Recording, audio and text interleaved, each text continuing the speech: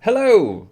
Hi. Yes. Welcome to Heavyweight RPG running Spelljammer Academy Hotshots Part 1, Episode 5.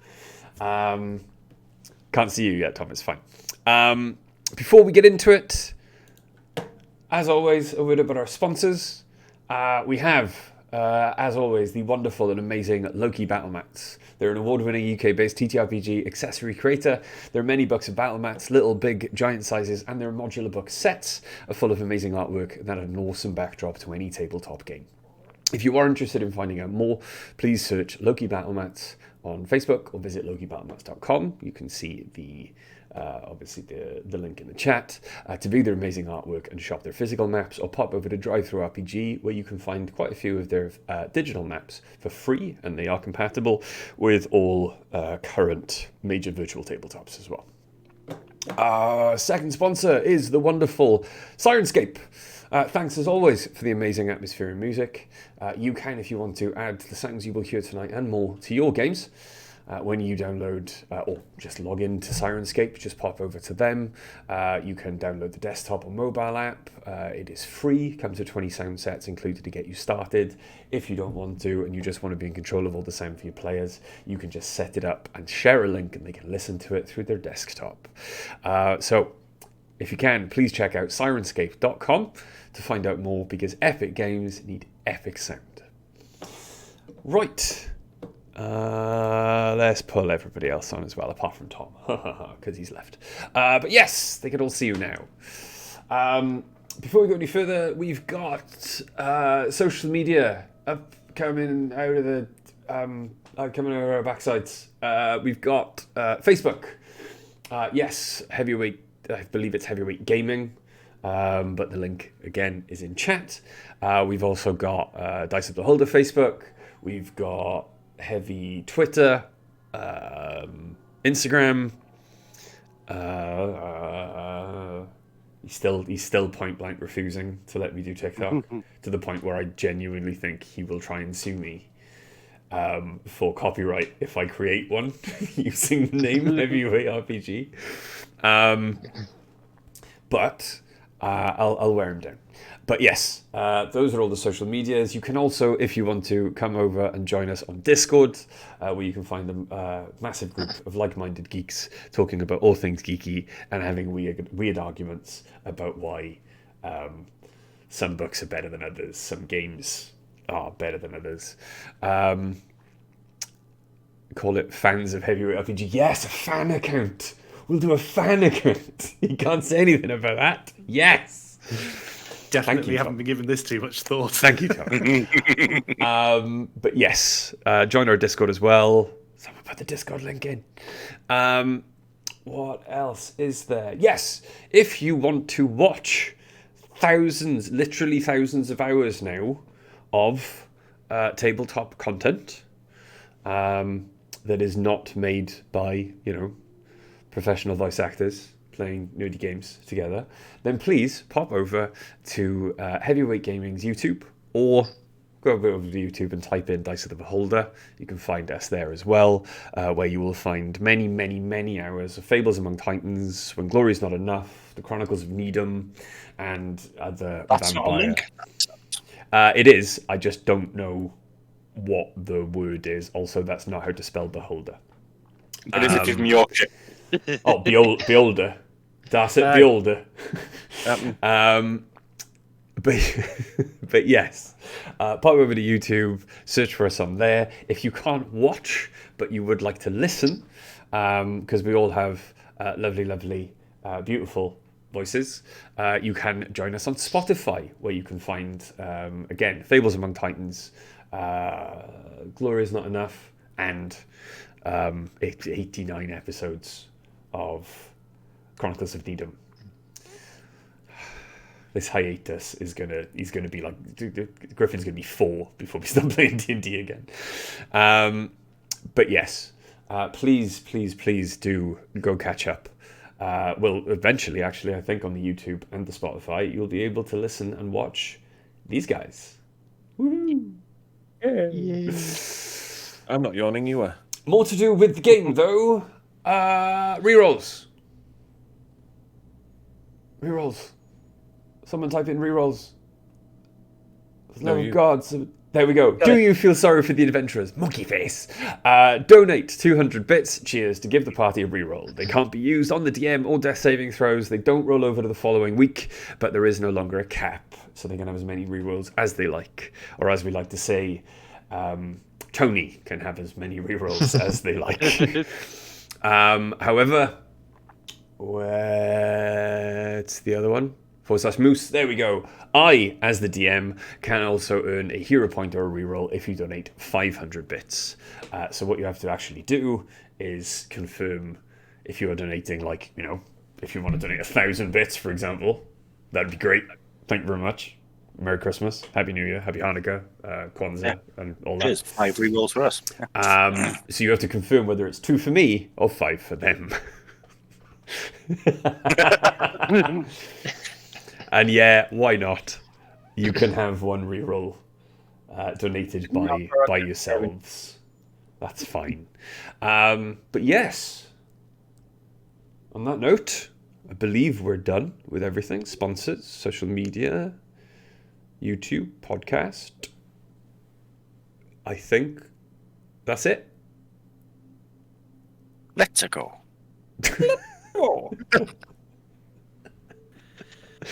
Let's go, lovelies. Okay, so Beady beady. last time, waking up a week into your basic training, you were finally given your first mission that was not to take place on a virtual Spelljammer in the simulation decks on the top floor of the academy. Instead, you were being sent into space on your first retrieval mission. Very much like the first mission that you quite spectacularly succeeded at, even though it had been sabotaged. You were sent to retrieve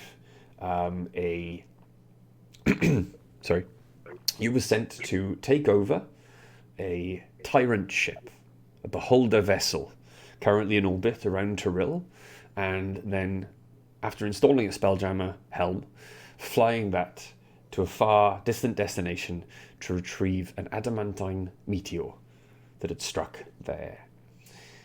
It was after taking over the tyrant ship, you discovered that you were not the only ones on board, as you found what could be described to those who care about the lives of, you know, droids or autonomes, the scene of a massacre, where many of the autonomes that used to work on the tyrant ship as slaves to the previous beholder owners had been destroyed, broken down into their composite parts, so that some clockwork horrors, an invasive alien species, could construct many more of themselves. You very quickly burst in, destroyed the clockwork horrors. Some of you were severely injured while doing so. However, you bested the clockwork horrors, and after finally making sure that the tyrant ship was empty of any other perils, you then set it on its way on your mission. So yes, you've all had a long rest. Oh, I don't do that though. You've all had at least one long rest. Okay, so bum. So, yeah, these robes, imbuable. I will say yes. Go on then. He needs it desperately. +1 AC, as there you go. Have a bit of that, and I will mark it off my character sheet. Blessing of the Forge be on you, Captain. You can have a little bit of okay. You can have You've a got an extra layer of cling film around your robes. Yaz is stood there quite awkwardly watching Stats walk around. Thank you, Stats. So, you finally have taken full control of the Tyrant ship. You were on your way, and based on the map of realm space you were given as well, you know you are going to the, not so much planet, but the strange world of Hakatha, which is about 1,600 million miles away from Tyrell. Not far then. Which spelljamming speed will take you around about 16 days. You know this much of Akatha from the notes that are given with your map. It is described in the notes as the best description you can muster from it is that it is a disk of water floating in space. There is a single large mountain labelled as the Spindle jutting from the centre of the water. The disk tapers at the edge to form a rim. The spindle itself, though, is massive. It is 200 miles across just at its base, and it tapers to a peak 1,000 miles above the surface of the water. The spindle is described as being pockmarked with many, many different caverns inside, home to, and as the notes describe, 5 warring subspecies of beholders. Oh, fuck yeah. Sounds fun. Is it also resting on the back of 4 giant elephants? It is not. Oh. So no space turtle either then. When the beholders moved in, the turtle flew away. I'm not surprised. And the elephants decided to go with them for slightly less deathy climbs, you know. But yes, as you are traveling through realm space, you have a moment. The helm is set, and you know, or you have been made aware at least up until this point, especially the people actually trained in piloting using the Spelljammer helm. If you set it in a direction and set it at a speed, it will continue on. However, most helms are built in with a safety measure that if something gets too close to your route, not necessarily in the way, but just gets too close to your route, you will slow down to a crawl comparatively so that you can either investigate or defend yourselves. But the ship has been traveling for at least a day, allowing you a nice long rest. You've had your gunpowder chowder prepared by the petty officer down below. Ryback. I believe we should bake him a really tall cake. You've Think also you will allow us to use the kitchen? You've also, if you remember, adopted the one remaining autognome aboard the Tyrant ship, who goes by the name Whizpop. Whizpop. Ooh, have we had a chance to repair Whizpop's? Whizpoppers repairing themselves. I thought me and Hipley were helping. We were gonna, yeah. You can, yeah. Both of you roll me an Arcana check, or one of you do it with advantage. Let you do it with advantage, as it's Arcana. Okay. Which dice shall I use? I use them 2 dice. One's with the 20 on. Wow. Yeah. One that starts 19 and ends in 20. That wouldn't work for me because I've got a 60-sided dice behind me, so technically that has a 20 on it. That would be a dirty 22. Ooh, nice. Do 22, okay. Is there a clean 22? Not with that dice. Yeah, there's a natural 20 with a +2 bonus. It's a clean 22. You do... Bot! Ban the bot! Bot, ban the bot. We have a mod. My mod. I don't know. hang No, on. you're not. I am. We have no mods. Give me a second. I can We do will- Makes it. all mods. We will not buy your stuff. We will throw pie at you. But only fruit pie, because that sucks. But quality is guaranteed. On this stream?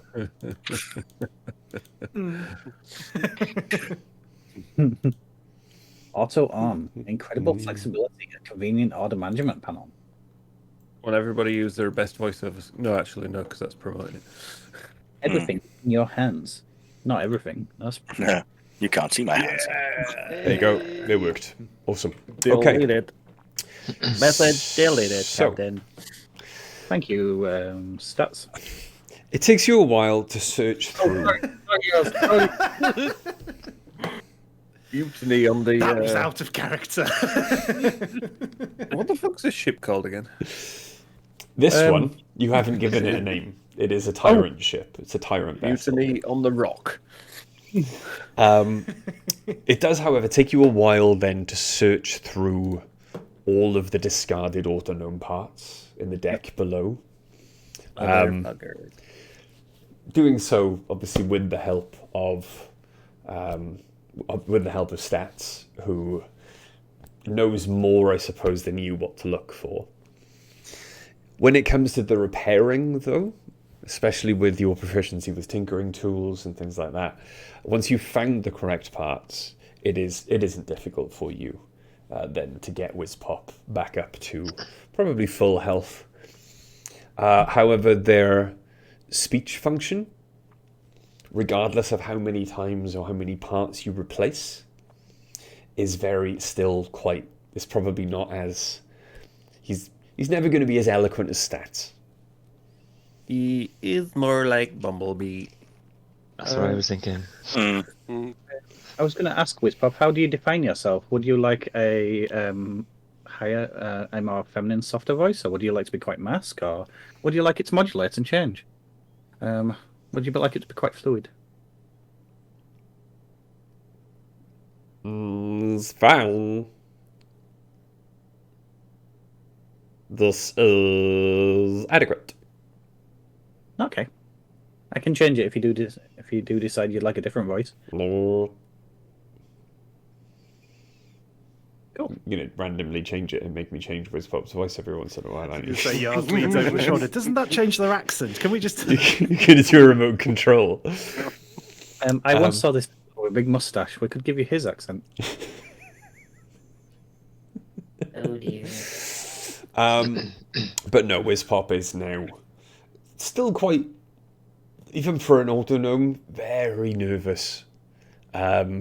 Keeps like there's always a faint kind of metallic grinding sound in the background, and at first you were wondering what it was, whether maybe the ship was coming apart somehow, but after a while you did notice and follow the sound and discover that it was just Wizpop basically grinding, or like as a humanoid would rub their hands in nervousness.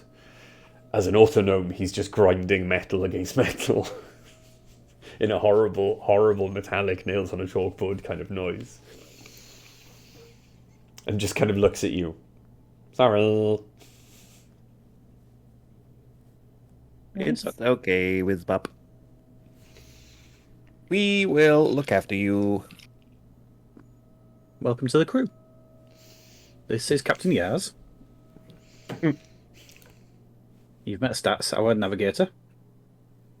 This is Ook and Fang. And over there is... My brain's not working anymore. Bobby. Yes. Pleasure. How did you come to be on this ship?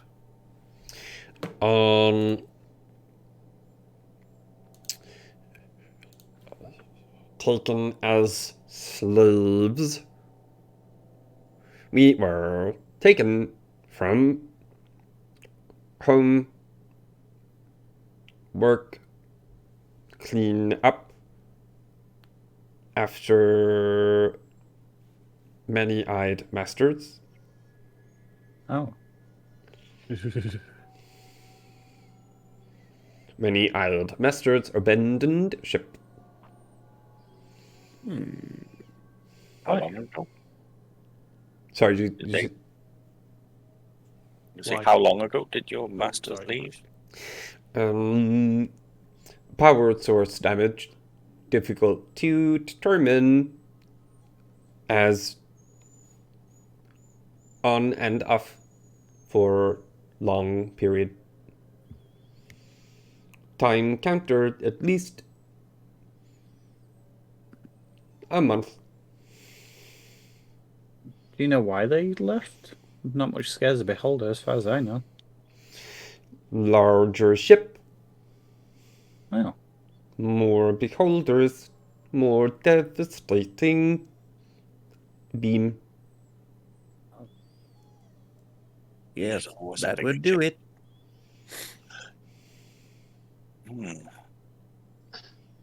What were you when you were at home? What did you do?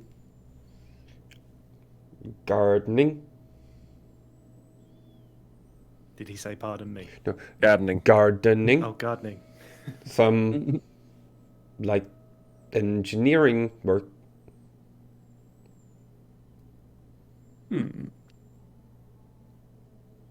Get to work, scrub. Nothing on fire and ship to engineer. Not good with rock. Though, and he does point off to a small corner where there is like some earth, and you see what at a glance, like out of the corner of your eye, you just thought was another strange growth of like fungus. But it appears that now you pay it a bit more attention, you now see that it does appear to be like a cultivated mushroom garden, just off in one corner. I'm gonna take a walk over there and see if there's anything that I might find useful. Roll me a But nature check. anything I would find intoxicating. Roll me a nature. Okay? I would say nature check separately because you are both looking for very different things. Bobby's looking for something that'll kill someone. Ook's looking for something that'll get you almost there. 17. 17. Ook. 10. Okay. And It doesn't take either of you very long to determine that perhaps by design there is nothing deadly amongst the mushrooms growing in this cultivated dark garden. It does all seem to be they're quite brightly coloured. One of them even sparkles in the low light of the corridor. But knowing what you know, or as much as you can tell about some of the alien species of fungus or some of the terrestrial species of fungus that have made their way aboard, there are no poisonous or intoxicating mushrooms on board the Tyrant ship. Don't do drugs, kids. Just look overdue because well, this is disappointing, isn't it? Exactly. But if Takes you us want to, roll higher. if you want to investigate the rest of the ship, Hickley is going to start making their way back to the seat. Okay. As you continue on your journey then, making yourself comfortable aboard ship, it is on the third day of your journey. Around about midday, everything is settled into relative peace and quiet. When suddenly, without warning, Micken, coughing and spluttering, climbs out of the access shaft that you've been using to move between decks. His hair is dishevelled, his clothes reek of smoke, and his breathing is coming incredibly hard and difficult, and is appearing to be having difficulty between like laboured gasps for air. As he looks at you, fire! Fire out of control. You must save the others. And just collapses on deck. Unconscious. That head in. Unconscious. Uh, Breathing, but unconscious. Okay. Whoever's medically trained, see to that. Rest of you, come on, let's go. That'd be me then. Was already moving. yeah. Okay. I'll leave the ship. Yeah, Yars is still stood there trying to point and give a thing while the Fang has ran off. Okay. Micken is the only one who knows where the fire is. I will head to Mick. Does he look injured? Was hoping That's all. for smoke or like a weighted lead. Okay. He doesn't look injured. Okay. However, the injuries could be internal, for example, to his general well-being, his lungs. So a healing word or a cure wounds would still help. I'll I might as well. It's the first level, and I'll just tap a first level cure wounds, and just go down and like, Micken, wake up, Okay. and that'll be 6 points of healing. 6 points of healing, fantastic. He does just take an almighty breath in. Oh, thank you.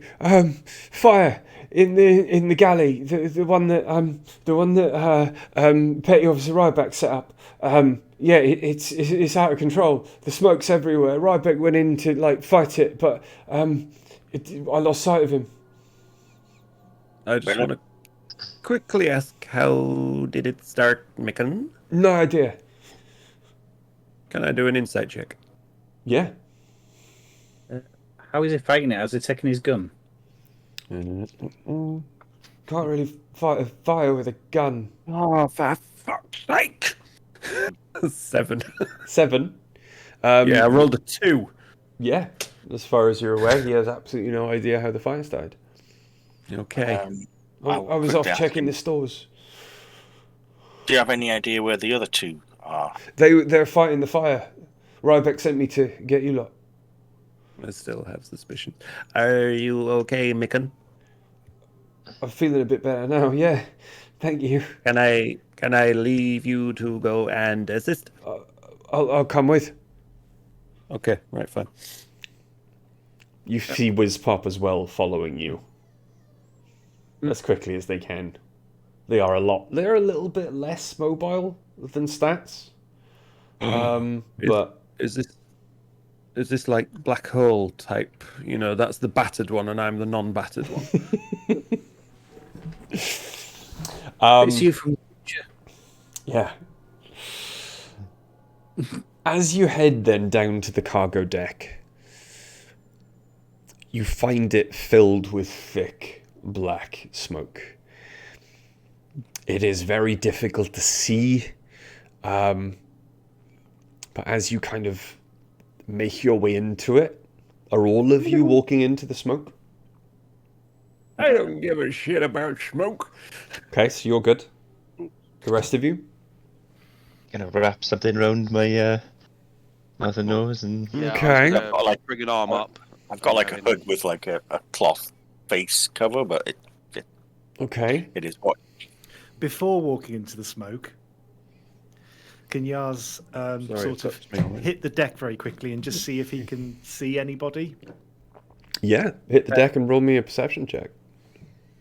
Hipley puts a hand on the back of Yars. What are you looking for? And casts guidance. A perception check. 22. 22. Wow. Okay. So, off in the distance then, you can see the bottoms of the the tables that were originally set up to be the galley when you first arrived aboard ship. You can see just off to the left, the smoke seems to be glowing, right, and flickering randomly, and that is all along the back of the galley, or the room. Off to the left as well, you can see near one of the glowing sections of smoke, there are 2 sets of hurried footsteps, and you can see water sloshing about by their feet as they try and defeat the blaze. But the blaze is massive, And you assume then that these two sets of feet, one of which is incredibly skinny and insectoid, the other is effectively made of plasma. These two are definitely your two colleagues down there. No sign of Ryback.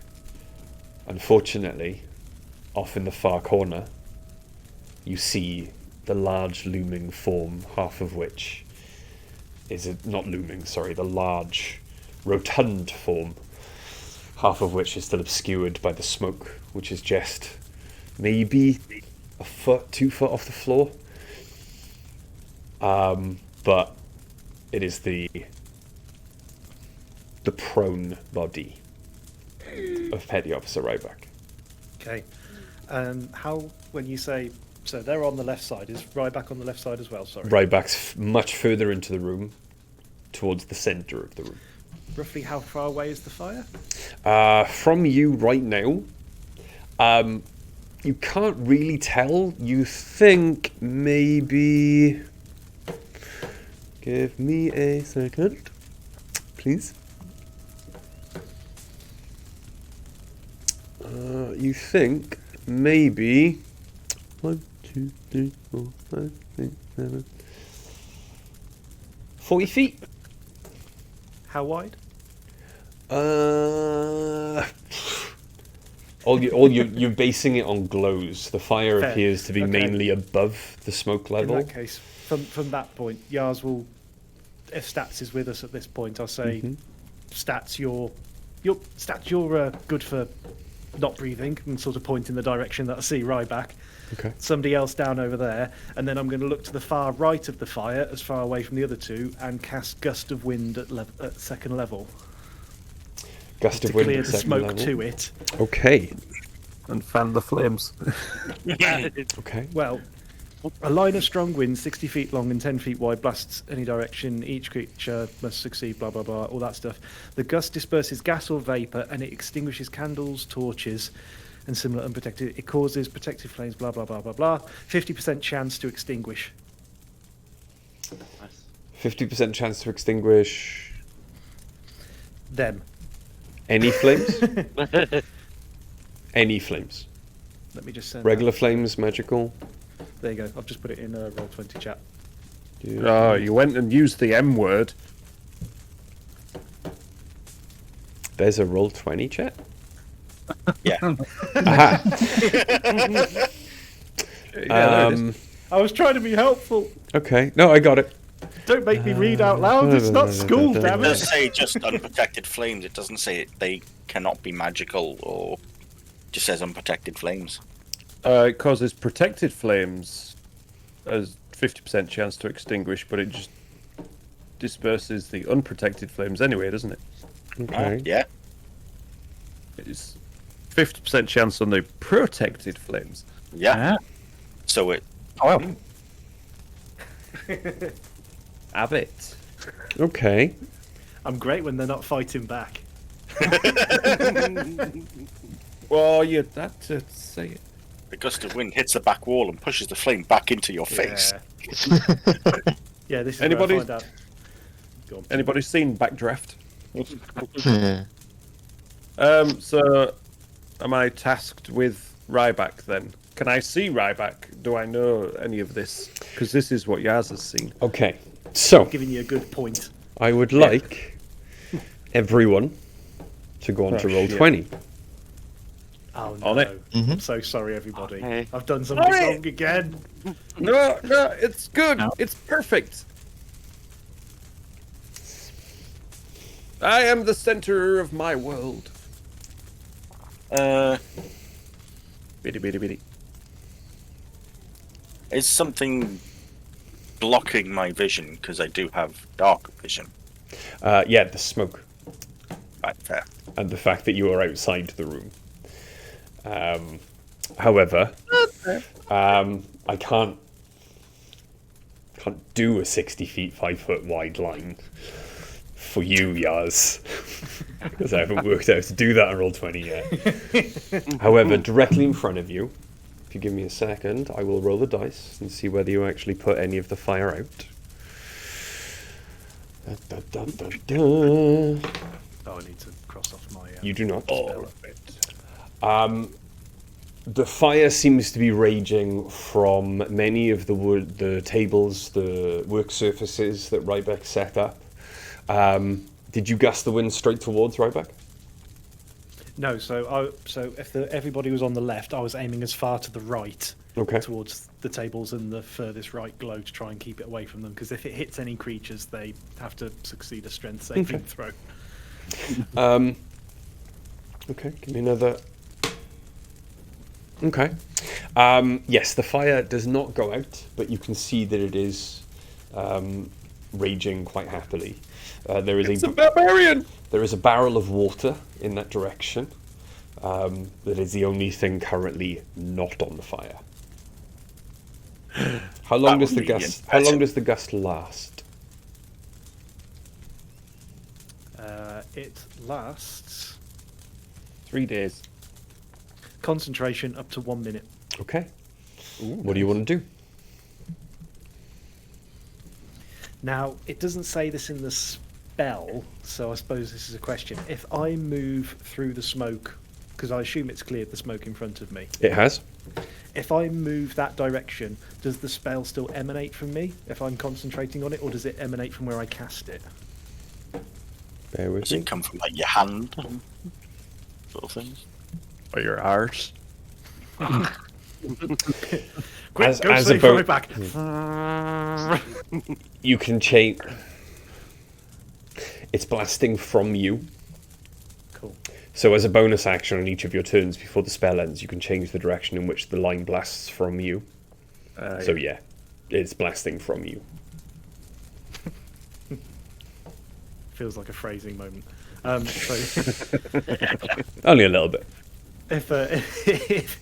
if well, whoever's with me, I'll just say stick close but behind, and carry on moving forwards, blasting from. Okay. I'll march behind yours. Yeah. Yeah. I'm Also- gonna wrap. I'm gonna pull out a massive bandana and wrap it around my massive snout. We're doused in a bit of my canteen water. So let's pull up this battle map so that people watching can get a better idea of what you might be getting into. Excuse me, you said battle map. I did. Oh, it's because that's what the scene is called on OBS. Yeah. It's live scene with battle map. We're battling a fire. Oh yeah. We're battling a fire. I'm gonna close the stream because I can see everything if I've got the stream open. I've got it up in there, but I'm not looking at it. Yes, mine has been. Oh, okay. Because at the moment, all I can see is like 10 squares around me. So yeah, Sticking to yours like a massive pink glue. I'm heading in the direction that Captain pointed, looking for Petty Officer Ryback. Where are you? I mean, Alright. can't hear me, but I can't see him. So I'll move you then, considering Thanks. where I know you will have, or the wind has gone to, and you're all going. You're just following behind yours. Yeah. Okay. So hang on. Bum, bum, ba-dum. As I go, I'm fiddling with my weapon. Who's going behind yours? Who's going first? Hipley. I'll go. and as we walk, I'm going to fiddle with my weapon a bit. I'm going to reach into my backpack. I'm going to slam a new part onto the side of it and tape it on, and I'm going to cast Eldritch Cannon Protector, which will give 1d8 plus 3 temporary hit points to everybody within 10 feet of it. Cool. 1d8 temporary hit points. Nice. I thought you had a water cannon for a moment there. Nice. Everybody gets 12 temporary hit points. Cool. Who's going after Hipley? I will. Is that at the And- moment it cast or just those nearby? Those within 10 feet of it when I cast it, and I can redo it, I think. Okay. I'll let DM say if I'm part of that or not. You're going as well, Stats, yeah? No, I'm off after Ryback. So I don't know Okay. if I was near Hipley when that happened. Okay, so you're going to go randomly into the smoke, yes? Whichever way that it was that the captain pointed, and see if You know, I like can when you're see sort where. of guiding a toddler. When like, Yeah. there's mummy over there. Okay, Over there. As you venture into the smoke, then, even your like ortho-gnome eyes, you can only see maybe at most like 10 feet in front of you. The rest of it is unfortunately heavily obscured. In the direction you've travelled, though, make me a perception check.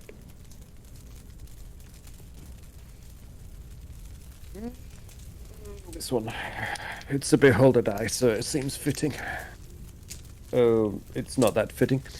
11. 11. Okay. Cool. Okay, nice.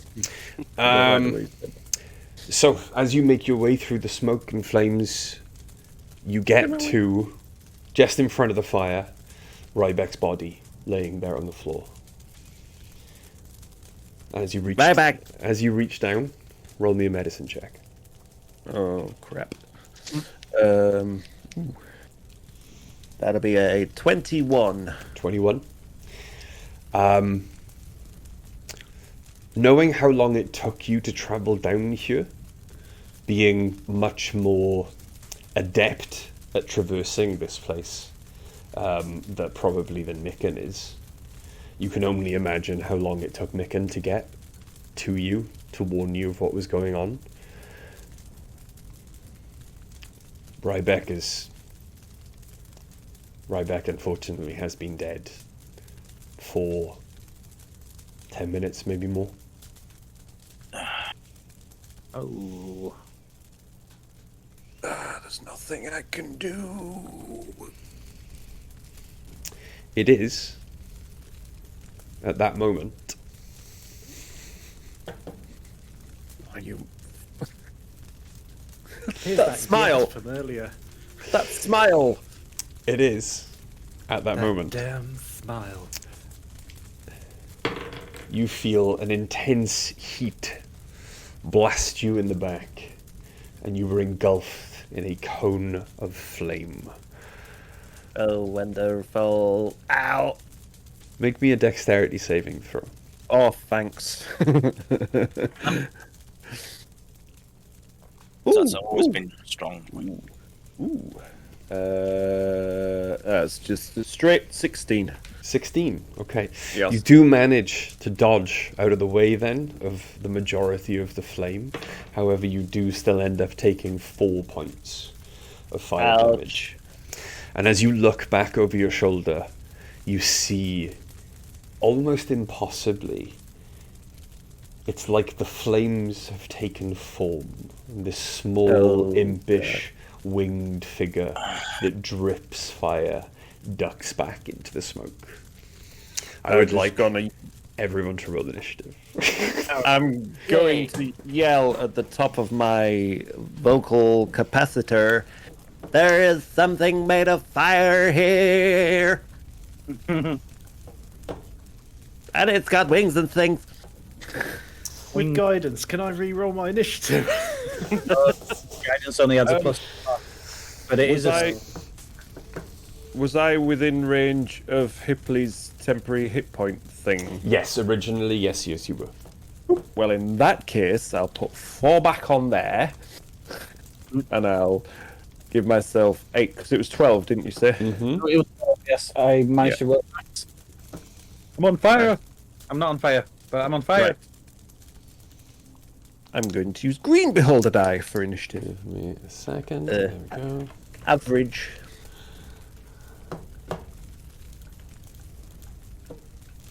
I'm glad I didn't choose the flamethrower attachment. Yeah. Okay, so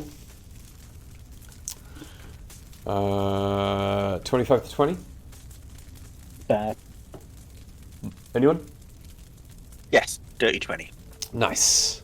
Okay, and 20 to 15.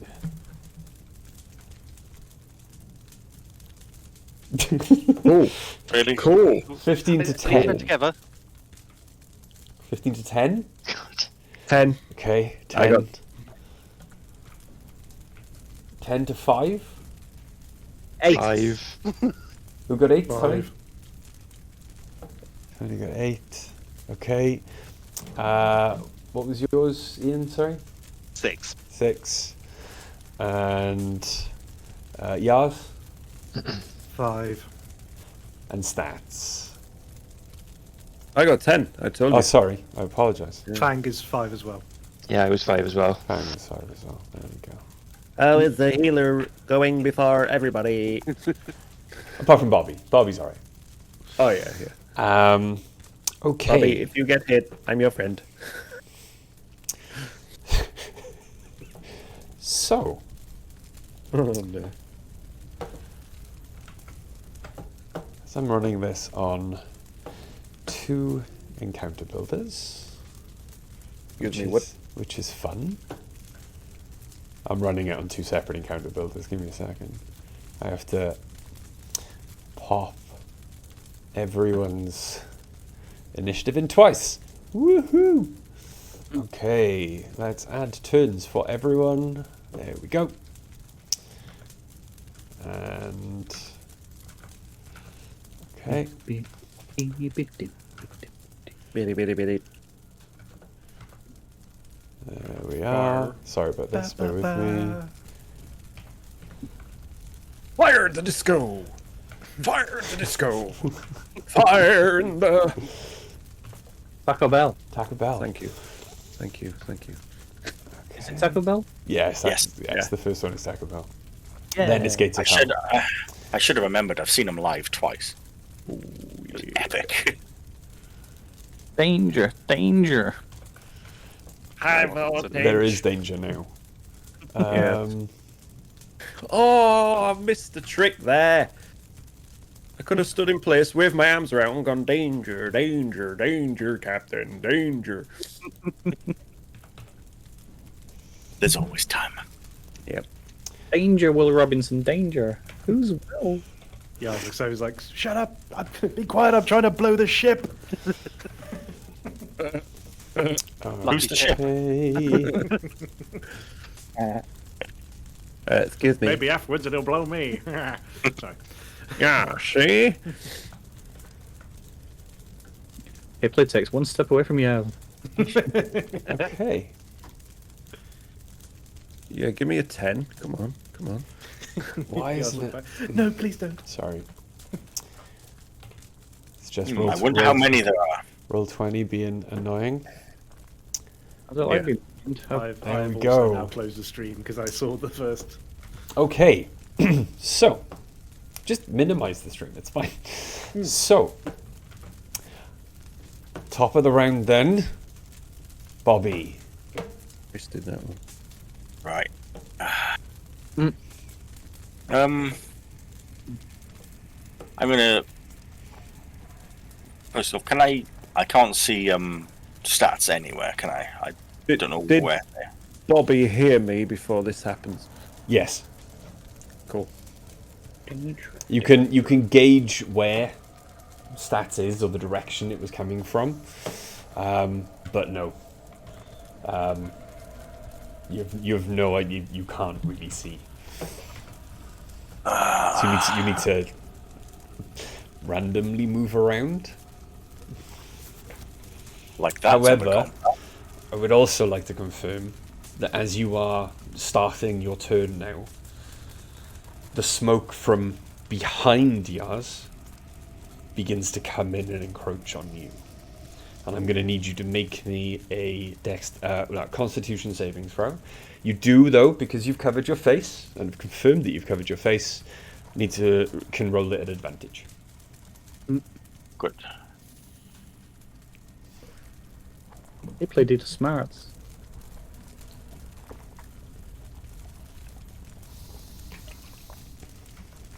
Somebody's putting the fire out. I can hear it hissing.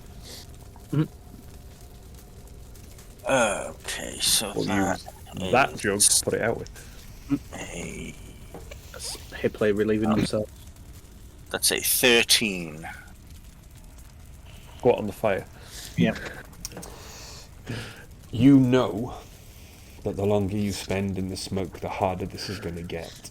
For now, though, you do resist any effects the smoke might have on you, and you steel yourself for searching through the smoke for your friends or any other survivors or whatever burnt stats.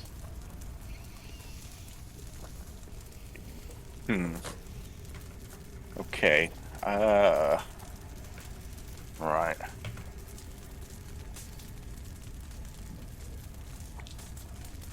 Which way do I go? Don't think it matters at this point. No. So I'm gonna go to there. Okay. And you Ah. can all see one square around you, yeah? I can see 10 feet in. Yeah. Yeah, Okay. one square plus a bit. Okay, cool. So as you arrive next to Stats, the first thing you see is Rybek's corpse now. Obviously, I'll stop just saying body or prone form. Rybek's corpse laying on the floor, having succumbed to the smoke damage. And just on the edge of the smoke, just in and out of sight, is this fiery face with small flapping wings that kind of drip flame like lava. It is a lava mephit. Okay. You know these to be summoned creatures. I've got fucking suspicions. Hang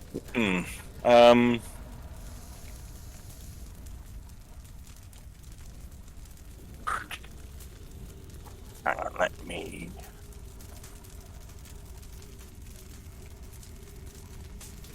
The DM.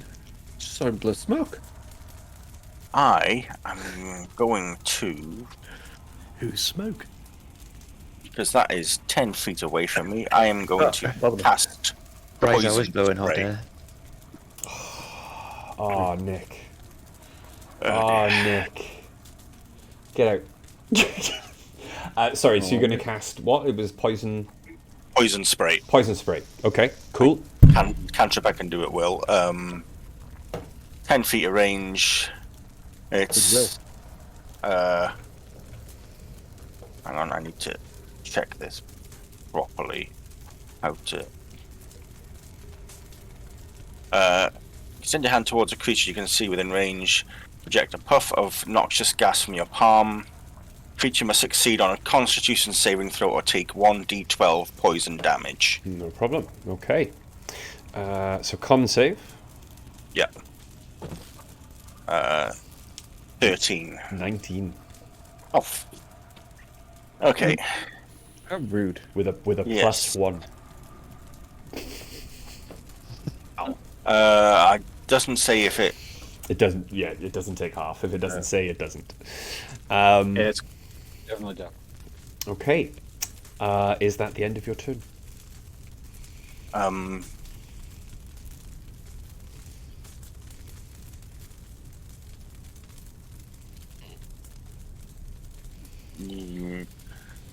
gonna also just have.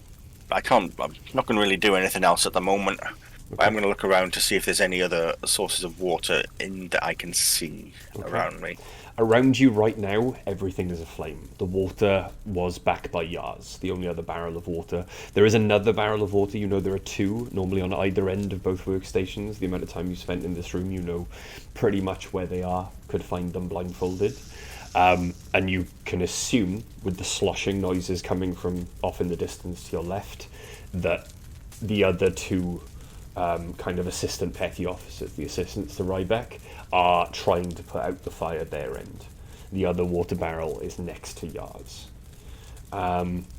However, that is the end of your turn. Yes. The method that you have just attempted to poison is going to take a deep breath, and I would like both Stats and Bobby to roll me a dexterity saving throw. Oh. That's alright. Ow, ow, ow, ow, ow, ow, ow, ow, ow, ow, ow.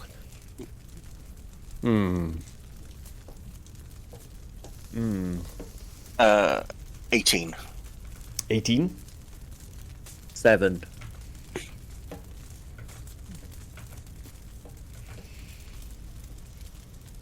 Okay. There we go. So, you save, Bobby. You fail, unfortunately, stats. So, There's a surprise. Bobby, you take 5 points of fire damage as a large gout of flame causes a 15-foot cone to spread out in front of the Mephit. Stats, you take 11 points of fire damage. Of course I do. And Thank recharge? God for those No. temporary hit points. Okay. That is the end of his go.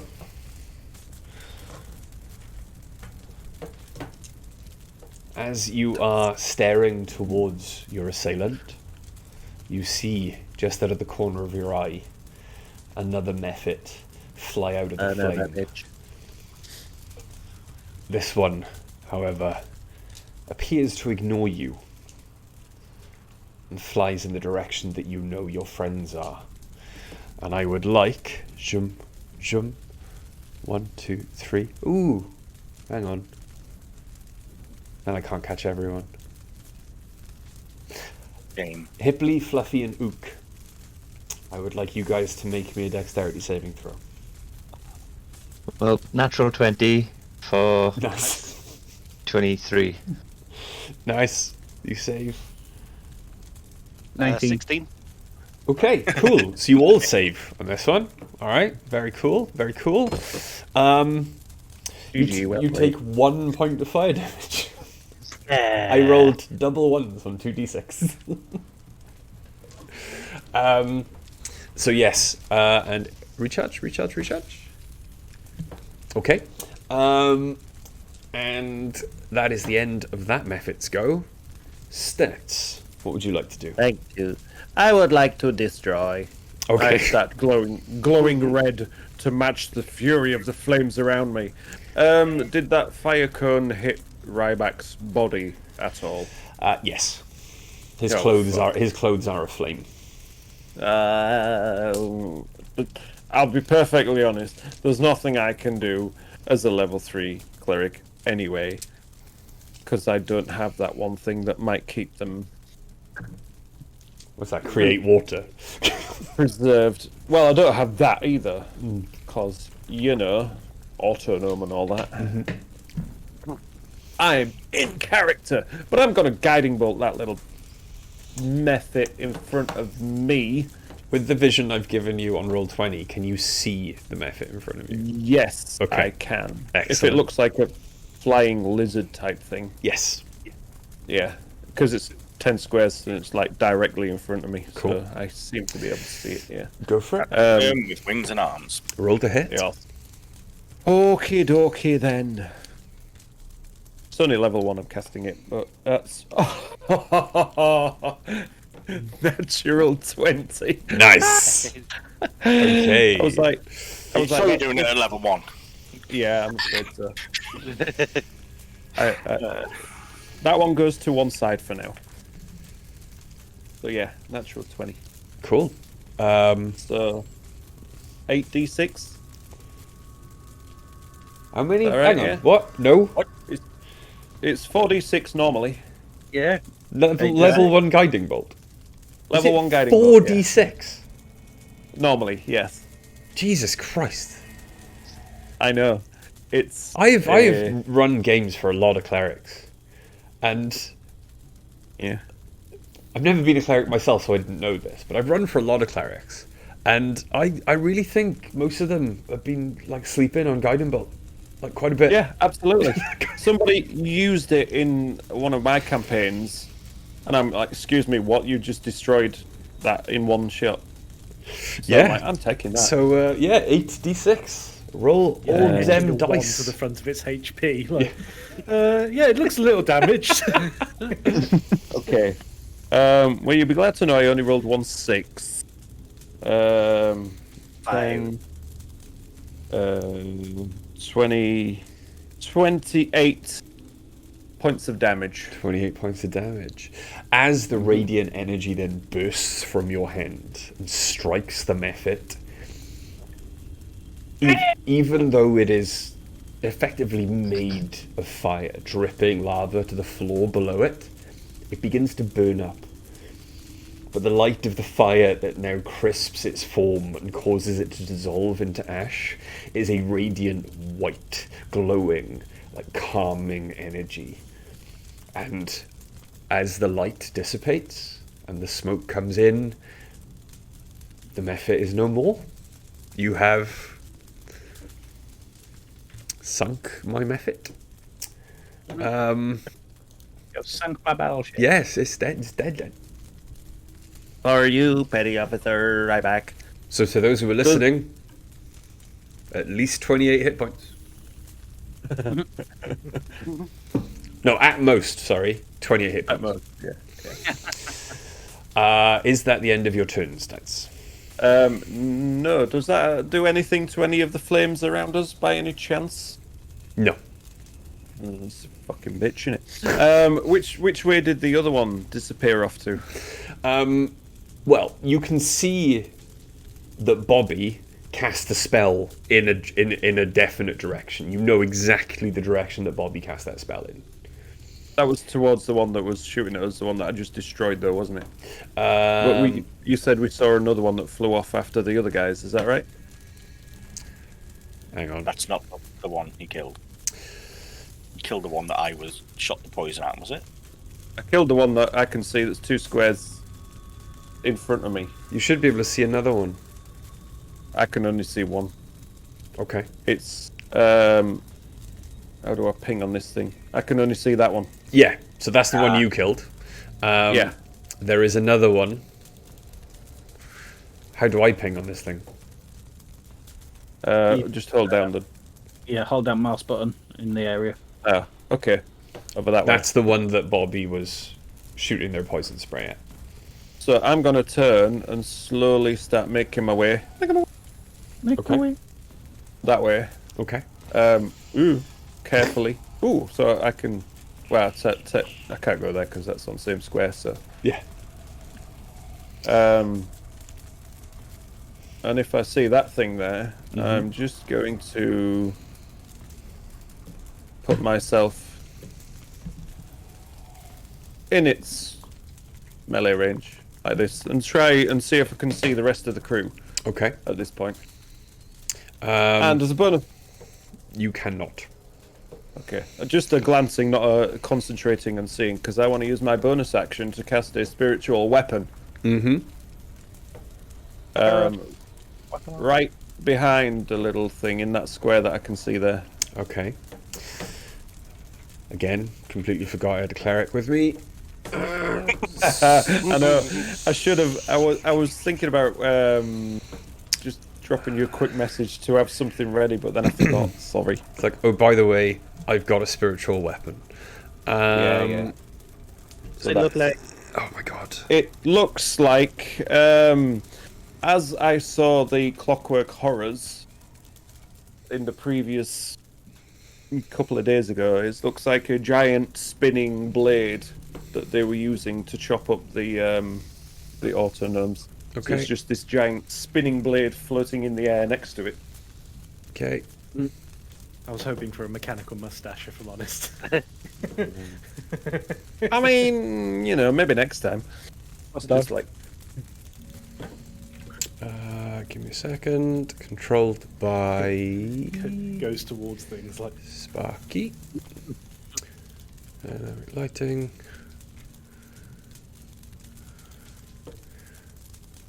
Is it a bird? Is it a plane?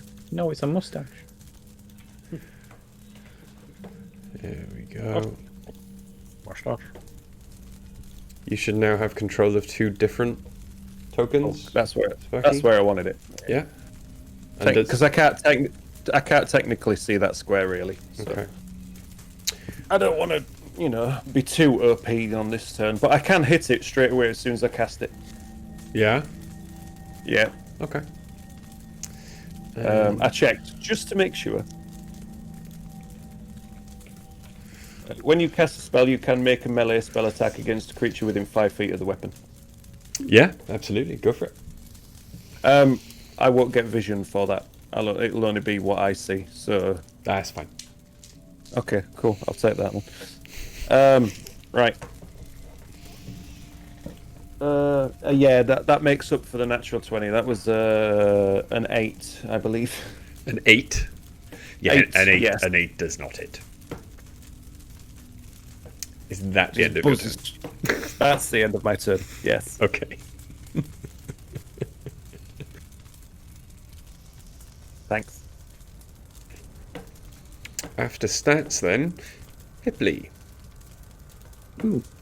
Yeah. Oh, and it's not concentration. It just lasts for a minute. Yeah. Yeah. Is there any? 1 D&D. Yeah. Is there any fire near me? Is there any fire near you? No, but you can feel the warmth. You can hear the fire as well. It's maybe 15, 20 feet in front of you. Right, I'm going to pick up the water barrel Okay. or drag it along or whatever. Okay. And I'm going to. So you're going to get that one. here to the water barrel. Yep. And then I'm going to start dragging it in the direction of the fire. Okay. In front of you now, then, you can just make out the fire burning up, like the storage shelving with the food, wine, meal prep. Hiding in there, you can just see crawling between all the bottles and the boxes is another lava mephit. Oh, damn. That was Yeah. my. I'm not going to mess with the barrel then. You killed one, so made another one. Just... I was going to say, as you got to there, as you got there, you noticed this before you pick up the barrel, so I'm not going to make you pick up the barrel and waste your action. There's a. Oh shit! I'm going to shoot it in the face. Cool. Because what else am I going to do? Oh wow. Nat 20. That's 20. Nice. Roll for damage. Oh. 2d10s. Oh, is that all? Yeah, I'm not. I don't have a rifle or out yet. I just have my big pistol. Bad news. One day, I'll keep adding some crap to my current one, and it will be a big gun.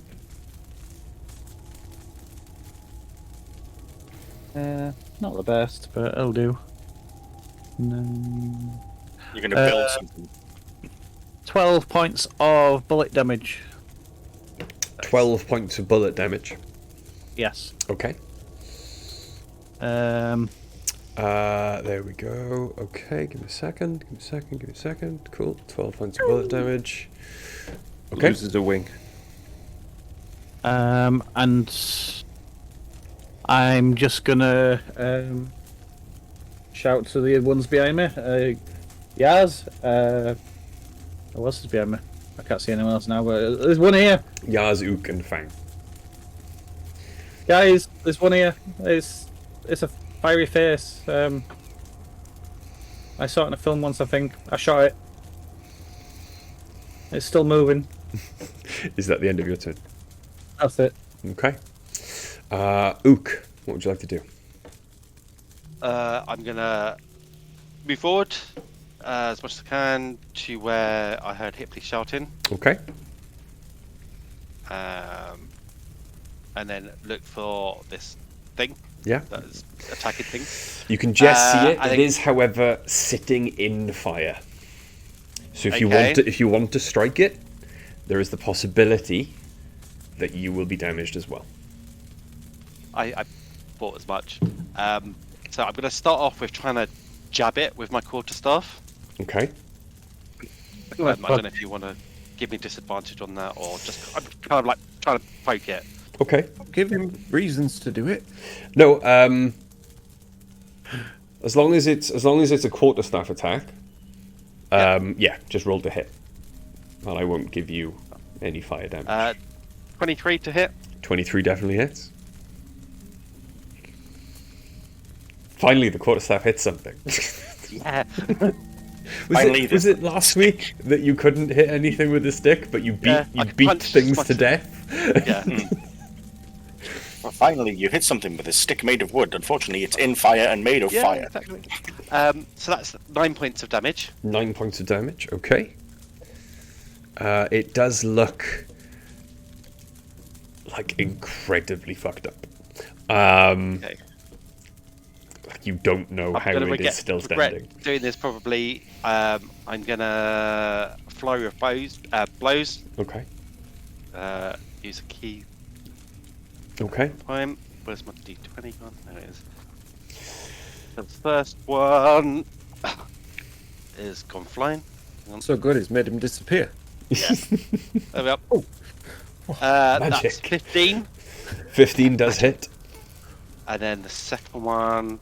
Their AC is is only a 11. 12, so it just hits the second one. Yeah. Okay.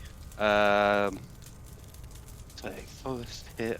I'm using a different set of dice this evening, by the way. That might be why the quarterstaff's working. Okay. And now your That's fists don't work. 6 points on the first punch. 6 points. And 7 on the second. Okay. As the first strike lands, you feel the heat in your hand, but you pull it back. The strike was so beautifully executed that you pull it back fast enough that it does not burn you. However, as you line yourself up for the second strike, you see the lava mephit's body start to crack. And before the speed of light, before you can strike it, it explodes and gouts of lava splash out towards you. I need you to make me a dexterity saving throw. No worries. Ah, crap. Yes, yes you are. Oh, that was a nat 1 for a total of 6. And that one, okay.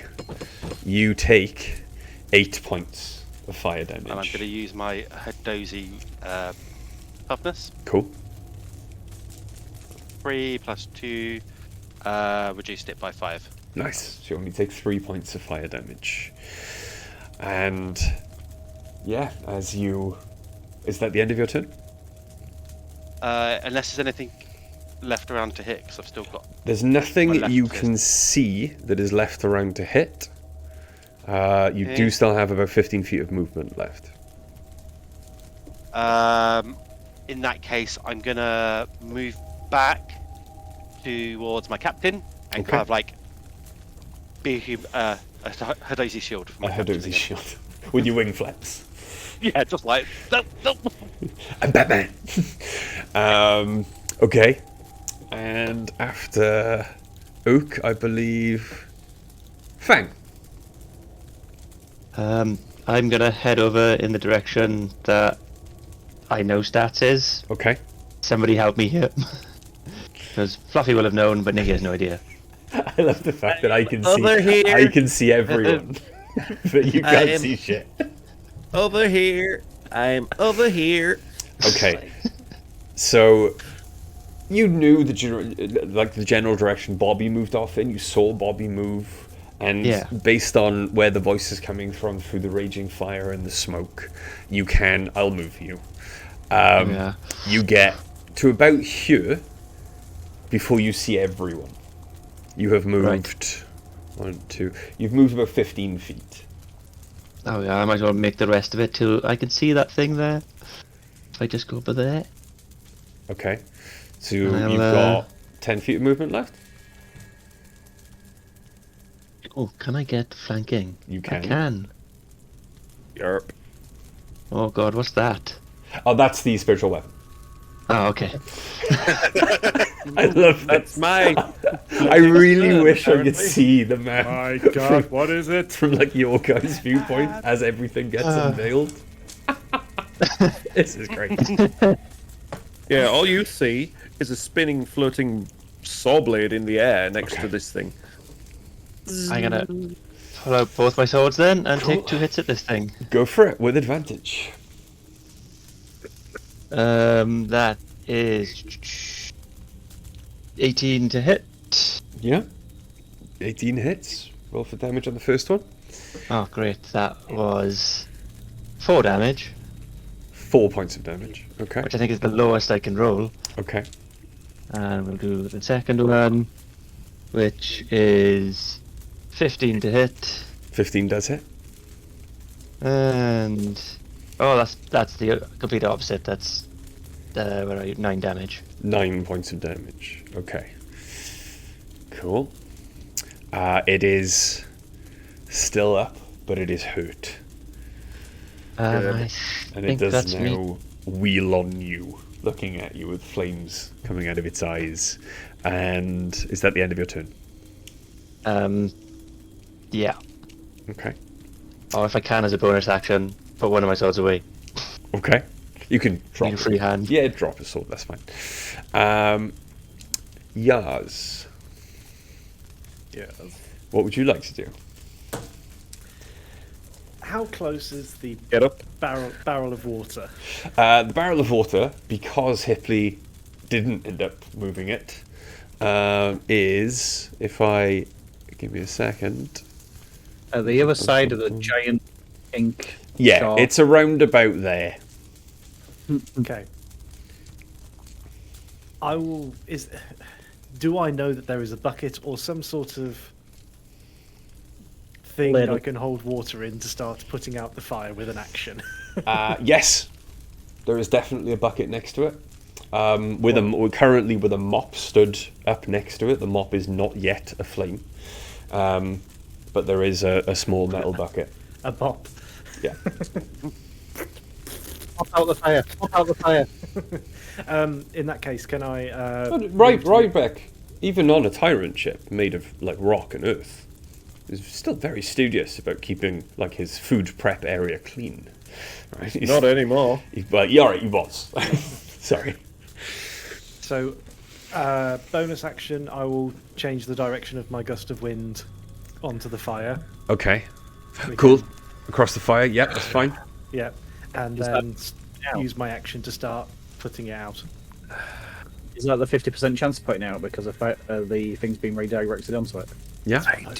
Yeah, it is. So, give me a second. Okay. As the gust turns then, and you see the smokes that begin to swirl, as if you're creating almost like a vortex of smoke in the center of this room, you can now make out off in the distance, just to one side of the smoke like corridor you've created, Bobby, Stats. Can't quite make out Fluffy, but you can see the glow of the lava mephit then just in front of Stats, and a weird glowing buzzsaw. Also, though, half of the fire. So, as you're looking at the map now, if the fire was 6 squares long, you put out 3 squares worth of fire. As the gust of wind just effectively completely extinguishes those flames. But it does appear to kind of, the flames further away from you appear to roar and get slightly larger. Mother. As if you've, not just fanning them, as if you've moved the fire to concentrate it in one area. But yes, so directly in front of you, the fire I've moved is it away out. from the bottles, though, from what I understand from where the You've moved it away from the bottles of alcohol, yes. Super. Hopefully you just didn't push it over the rest of the other 2 crewmates. Ook will be very pleased once they know. Well, if the other thing is, how far away is the Moffat? Did you? Mephit? Mephit.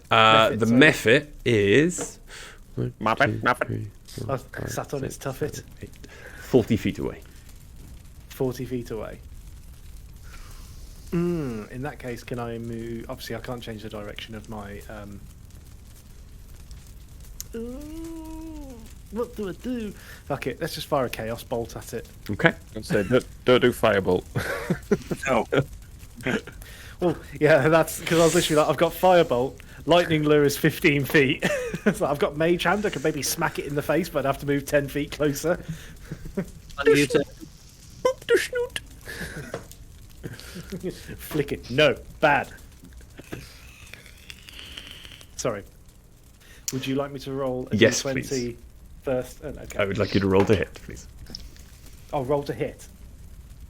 Well, it doesn't matter. It was crap anyway. It was 10. You Oh, sorry. jet- Do I get guidance? If you no, I think I I'm haven't last. used it, but do I get it on a to hit? Yeah? You can if it's still active. How long does guidance last? Minute. Minute. Should be because you used it at the start before as you called it. You used it just before I said roll for initiative. Did I? Yeah. No, sorry. No, I apologize. You didn't use it. You cast it just before I said roll for initiative. So Yeah, because 'cause you've you been wanted rushing, to use it. yeah, On initiative. because you've been rushing around, I'd say it's still up. Just.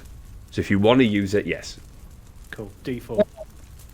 Default. D4, yeah. You hit. Oh, I hit anyway. Well, you rolled a 10. Yeah. The lowest you could. Its AC is 11, so the lowest you can roll on a guidance back will hit it. Right. So yeah, roll Chaos Bolt. What damage? Yeah, Ooh, okay, please so- be cold. Please be cold. Please be cold. Yeah. No, What do I actually, roll to no. Decide the damage. That would be on your side. Please Yeah, be that fire. would. Please be fire. Please be fire. So Thanks, D6, TM. D6 to decide the damage. Is that right? And then Give you D8. Choose from one of your D8s. I can just choose. But From no, your D8. you roll your D8 for the damage, and then you choose one of the numbers on those D8s to determine what the damage is. Yeah. So it's 2 D8s plus 6. One of your D8s you choose. Determines Different. what the damage is. Is that D8? No. D8 looks like a D4 with another one glued to the bottom of it. Yeah. Please roll Or- like double whatever number it comes up as Or- fire. Or it's got 8 sides. It gets to 8 and it stops.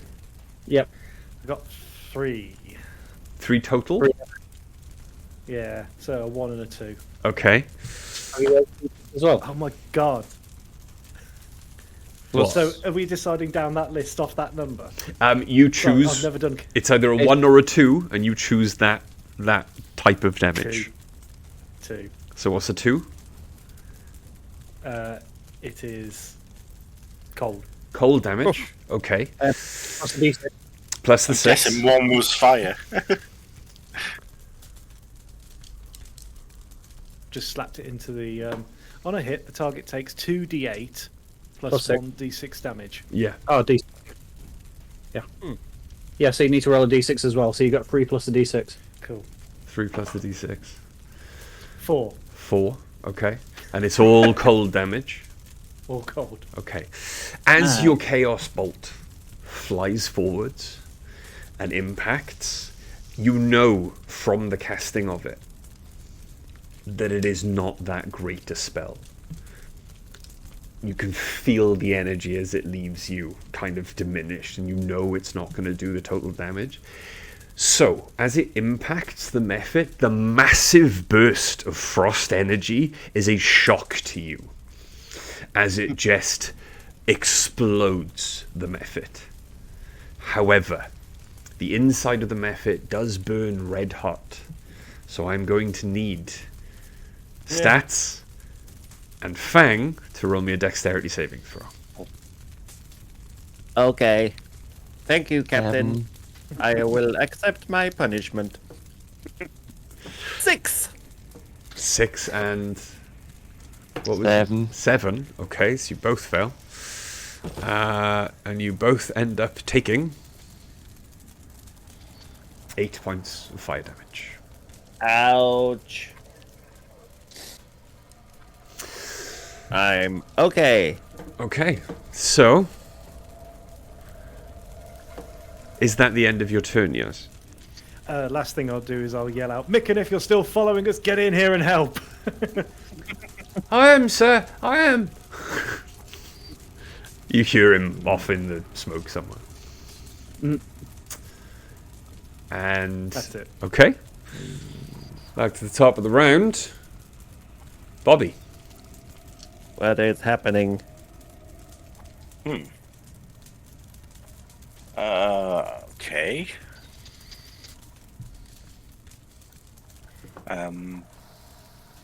Right.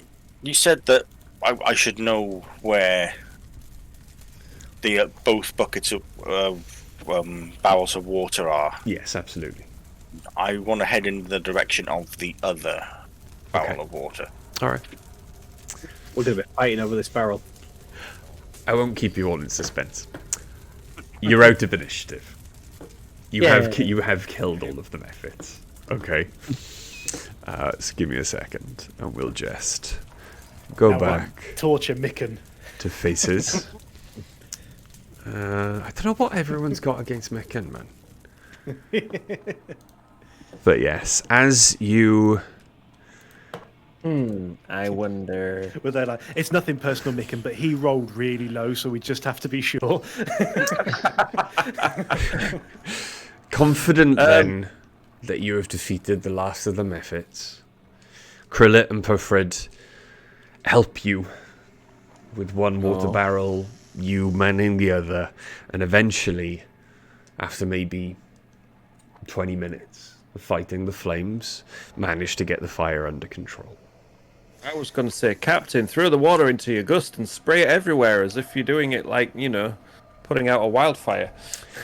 You have, however, expended half of your water supply for the trip. Oh. That's okay, I don't need any. You also, regardless of your constitutions, have 2 levels of exhaustion. What? Oh, no. Because of how long it took you to fight the fire. How do you do exhaustion? How do I insight check the DM? Click conditions on D&D Beyond, and then it's down the bottom. I can't. Oh, yeah. It's got 2 levels of exhaustion. We heard you the first time. So, Oh well, speed is half. it's all right. Cricklet and Puffred and Micken have 3. And as they kind of almost pass out, kind of just resting up, drinking as much water as they can, using a little bit to like wash their face. Apart from Puffred, who, while exhausted, just kind of, and you see all of the ash and soot on them just get absorbed and then just filter down through their form until they leave it in their wake as they take a step away from it.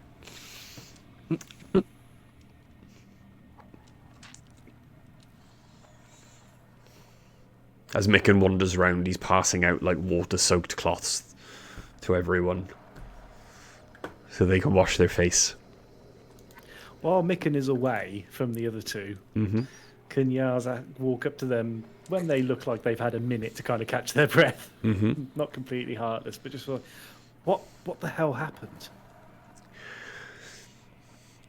Puffred kind of looks at you and makes a lot of very strange motions with their plasmoid form as they try to speak, instead of the kind of as if talking through bubbles. You've heard them speak to you before. Comes out as rasps and coughs and is incredibly difficult to understand. Almost What does it impossible sound to like? understand their language. That's better? pretty cool. Is that better? Yeah. Cricklet kind of turns to you. There was great heat and warmth almost instantly. We know not where it came from. The Rybuck, the one called Rybuck, went in and attempted to fight fire, told us to stay away. Too dangerous, he said.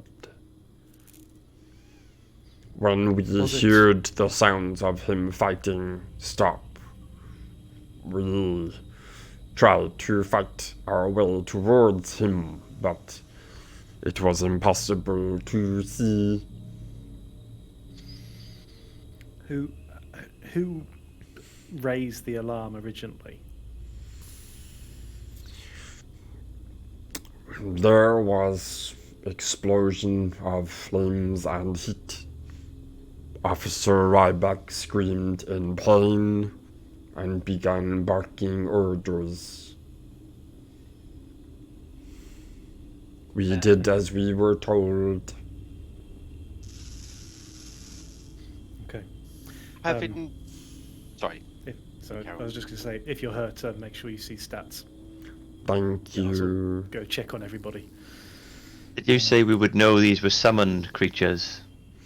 Mephits, definitely in the depths of space, they are a Tyrillian creature. Now, unless you are in a volcano, the Nine Hells, or the elemental plane of fire, then yeah. I just look around for any hints of anybody else. Okay. That's what I wanted to do, just see if there's any sign of how, or, if there was any summoning signs or anything like that around the area. Okay. Roll me a investigation check. Then I was going to say, knowing our crewmates, we've been travelling with them for about a week or so, did you say? Mm-hmm. Is any of them like acting out of character, like overly relieved or overly upset by anything? It is difficult for you to read Puffrin's emotions. Mm-hmm.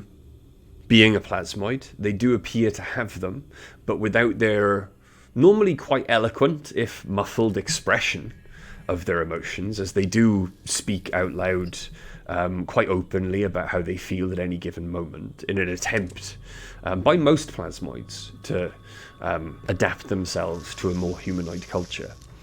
It is very difficult to see how they are, but they do seem distressed. Their plasma form seems to have difficulty maintaining its humanoid shape, which is their preferred shape when they're around you, and they keep kind of just melding into a ball and then remembering themselves. So they seem very distressed. Cricklet, the Threekeen, incredibly difficult to kind of work out. They're not emotional at all. However, Cricklet, roll me an insight check. Like, I'll give you that. Pufford is very obviously distressed. 18. 18 on Cricklet? Okay. Cricklet, the way that they spoke, normally Cricklet is incredibly businesslike, has a fantastic memory, and is very good with like attention to detail. Like even extraneous details that you don't need to know. If ever they are giving a debriefing or answering questions, they will give everything in their brain, even if you've only asked for one small tiny tidbit of information. The way that they just relayed what just happened, that says to you that they are very distressed, because they appear to have just either blocked stuff out or they weren't in their right mind, but they're upset. You do not believe either of them are guilty of anything. You believe both of them to be very upset and distressed. They spent the majority of their time with Ryback.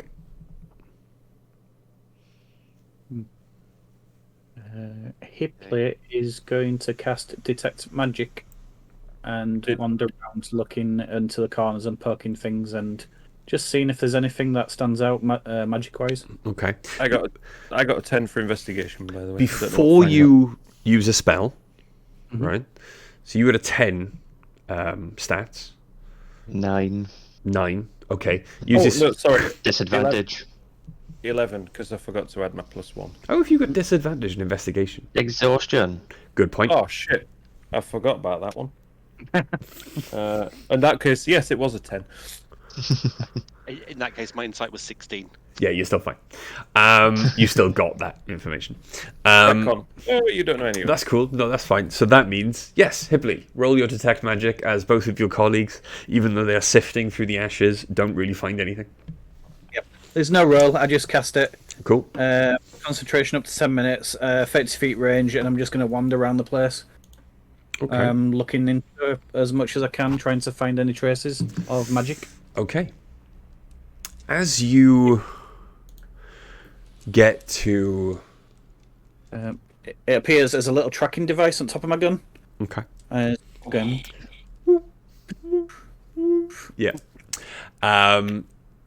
As you get closer then to Rybek's main preparation area and Rybek's corpse, that I'm assuming like one of you is now covered over with a cloth or something. Oh, I'll have definitely tended to that. Okay. You start to sense magic from the storage area and from the chopping board. And as you begin to sift through them, detect magic gives you the school, yes? It does, yeah. I see a faint aura around any visible creature or object in the area that bears magic, and I learn its school of magic, if any. Okay. Bear with me a moment, and I will find out what the school is. Witchcraft and wizardry. Loki battle maps. It's pig spots. Excellent. Okay. Yes, it is. I was right. I just wanted to make sure. It is conjuration. Conjuration. And it seems kind of like hidden under Rybek's chopping board and then stashed in one of the shelves that the bottles are kept on. Part of it remains unburnt. You don't know the entire wording of the spell. But one of the spells... Actually, sorry. One of them under Rybek's station is abjuration. Abjuration. The other one is conjuration. And as you look around, roll me an Arcana check. With disadvantage. Oh, balls. I rolled well. No. Do it again. 16. I'm rolling okay today. 16. What is it? Okay. The one under the chopping board is a glyph of warding.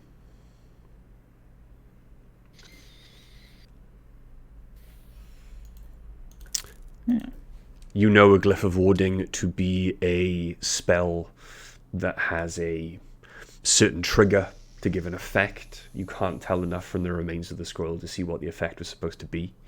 You would imagine cause massive fire to be the probable effect of the glyph of warding. The other spell is a summon spell. You would probably imagine, you would infer from, situational context, it was probably to summon elementals. Summon minor elemental. Yeah. So the one are they both on the chopping block, or is the summon? The summon minor elemental is in the storage cupboard. Is it some kind of scroll or something stuck in there? Part of the scroll is still kind of just been protected by the fact that it was stuffed under something. Yeah, I'm going to carefully take that out and show it to the others and explain what I found with my detecting. I'm going to dust it for fingerprints. Finger what? Would we recognise the handwriting? You don't even recognise the language. Oh. Tom? Oh, sorry. Yaz? And Ook. You do. This is the language most often seen on incredibly large invoices for the purchase of goods or services from one of the larger trade corporations of the Astral Sea, which is the Mercanes. Is this on stuff that we brought aboard? No. However, you have heard, since arriving at Spelljammer Academy, of another Mercane that's been mentioned by the higher officers, the instructors. And the name Vokath immediately jumps to mind. Vokath the Mercane. And the last time you heard that mentioned, or that they mentioned the Mercane, or one person spat the name Vokath, was when you discovered the strange sigil on the small piece of metal jammed into the wall of the simulation chamber meant to kill you.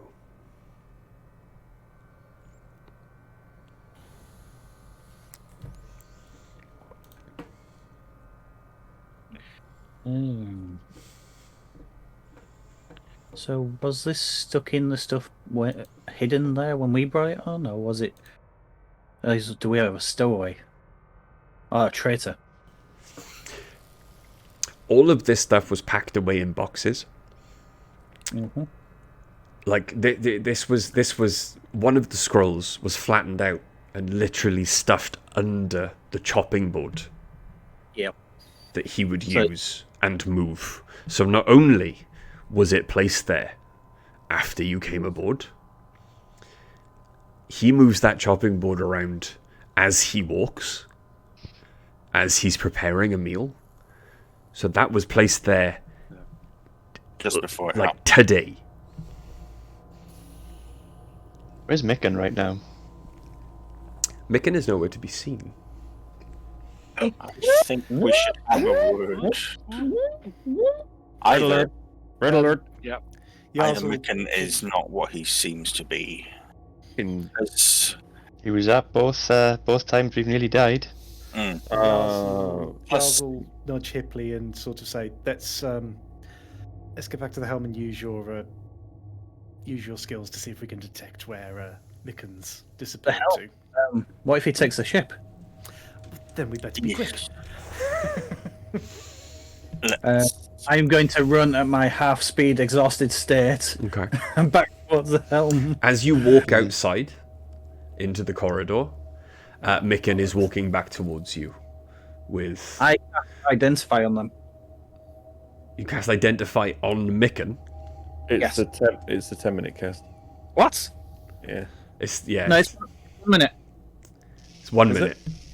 I got. Oh. He said with what? Okay. With a box of supplies, the only box of supplies you have left that is not covered in smoke. Oh wow! Do you still have detect magic up at this point? I do. Probably, It's 10 minutes. There is magic around Micken, but you can sense that is possibly their own magical aura. However, there is also magic emanating from a small item in their pocket. And as it is divination magic.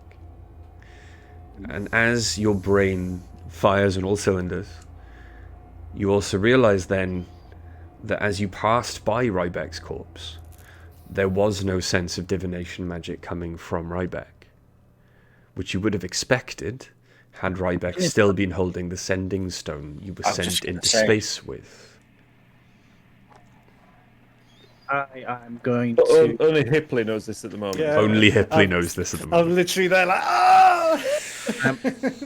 Pull my gun on. Say the word. Pass, and I'm going to hold him against the wall with my gun. Okay. I'm going to cast hold person. On me? No. On Micken. Okay. I'm going to touch Micken's forehead and cast friends. Okay. All of the above. Right. So you play assault Mick and put a gun in their face, and you all cast spells on Mick. Save on hold. Wisdom, yeah. Or charisma? Sorry, yeah. 13 wisdom. Wisdom. Give me a moment. Okay. Okay. Nope.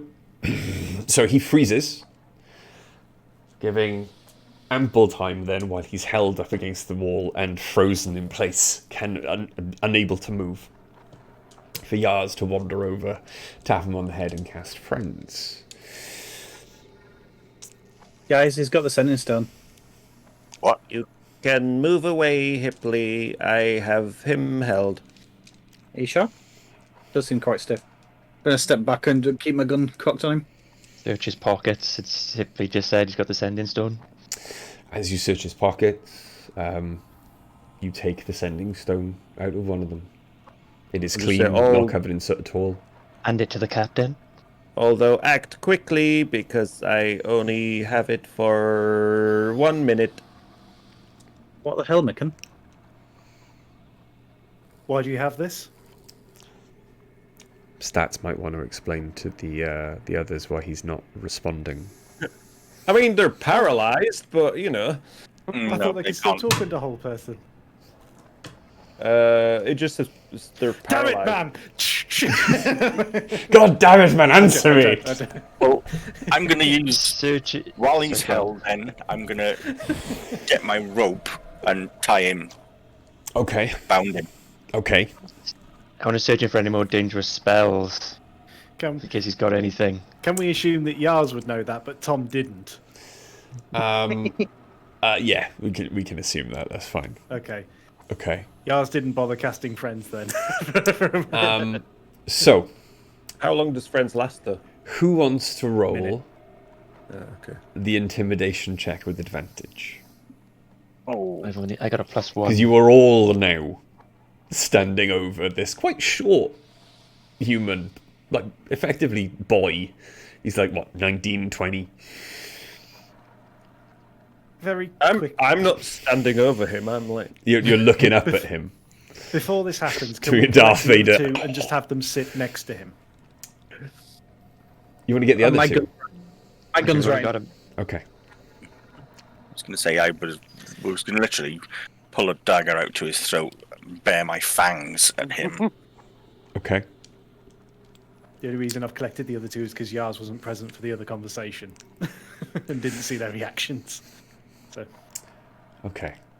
As this fetch them, Captain. proceeds, then, you bring the other two back, just in time to see the spell lift from Micken. And as it does, tears immediately begin to roll down his face. And Insight. he buries his head in his hands. the cat is tagged. His bound hands. His bound hands. I'm so sorry. I'm so sorry. I didn't mean for anyone to be killed. I thought, like, slightly hurt, maybe a burn. I didn't know that it was going to do that. What do you think? oh, that was much easier. Well, I was promised by that McCain that all I had to do was bring the scrolls on board and do this, and then he'd give me enough money to send back home to my fiancée, and we'd be set up for life. I'm so sorry. I liked Ryback. I never wanted anything to happen to him. And now he is dead because of your actions. I know. I deserved whatever you decide. Well, he could walk a plank. So tempted. For the sake of it, can we just do a quick insight check to make sure he's not just bluffing? Yeah. Go for it. Natural It's a- 20. Disadvantage. Disadvantage because your exhaustion. Go on, do another nap. Tiny. Go on, double nats. 13. 13. Sorry, insight. 16. Natural Nice, 13. nice. He does appear to be laying it on a bit thick, but under all that, he is genuinely distraught at the outcome of what he's done. The reason the reason he's laying it on a bit thick is to try and to possibly appeal to your better natures, so that you do not immediately just execute him. Going to extend a claw and just start tapping it next to his eye. However, he does appear genuinely remorseful about his actions. Perhaps we should ask our superiors what to do in this situation. I think this is out of the ordinary and not planned for in the mission. We are now the superiors. I'm going to ask Mikan to describe this mercane. Ascended stone. We always were, but that's. I'm going to pass the sending stone to Hipley. Should we get a bit more info from Mikan about this mercane first, so we can pass this on? Take him to brig. Do we have a brig? Make a brig, and then take him to it. Take him do you think? to Petty Officer Ryback. Show him the consequences of his actions. It's up to you, Captain, but we probably could take some more information from him before deciding, and we probably should check back in with school. It's only week 2. Yeah, I think your advice is probably better than what I had in mind, so let's do that. Fight him, but I'm kidding. To the king. If he tries, though, I can always test my gun on him later. Well, yeah, we've got quite large chambers and it's a fairly sturdy ship, so I'll just... worst comes to worst, there's nothing wrong with a living target.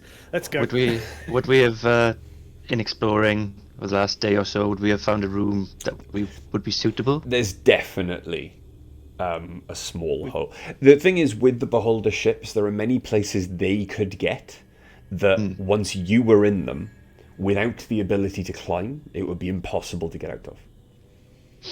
Put him in one of those so holes, you could then. literally just chuck Mick into a little hole, and even though it is only 6 feet deep, with his hands bound, there's no way he's climbing out of it. Like a little oubliette. I'll just have a quick word with Captain.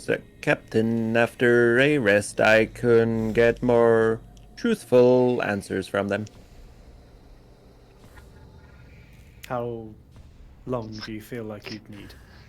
I would need a night's rest to prepare.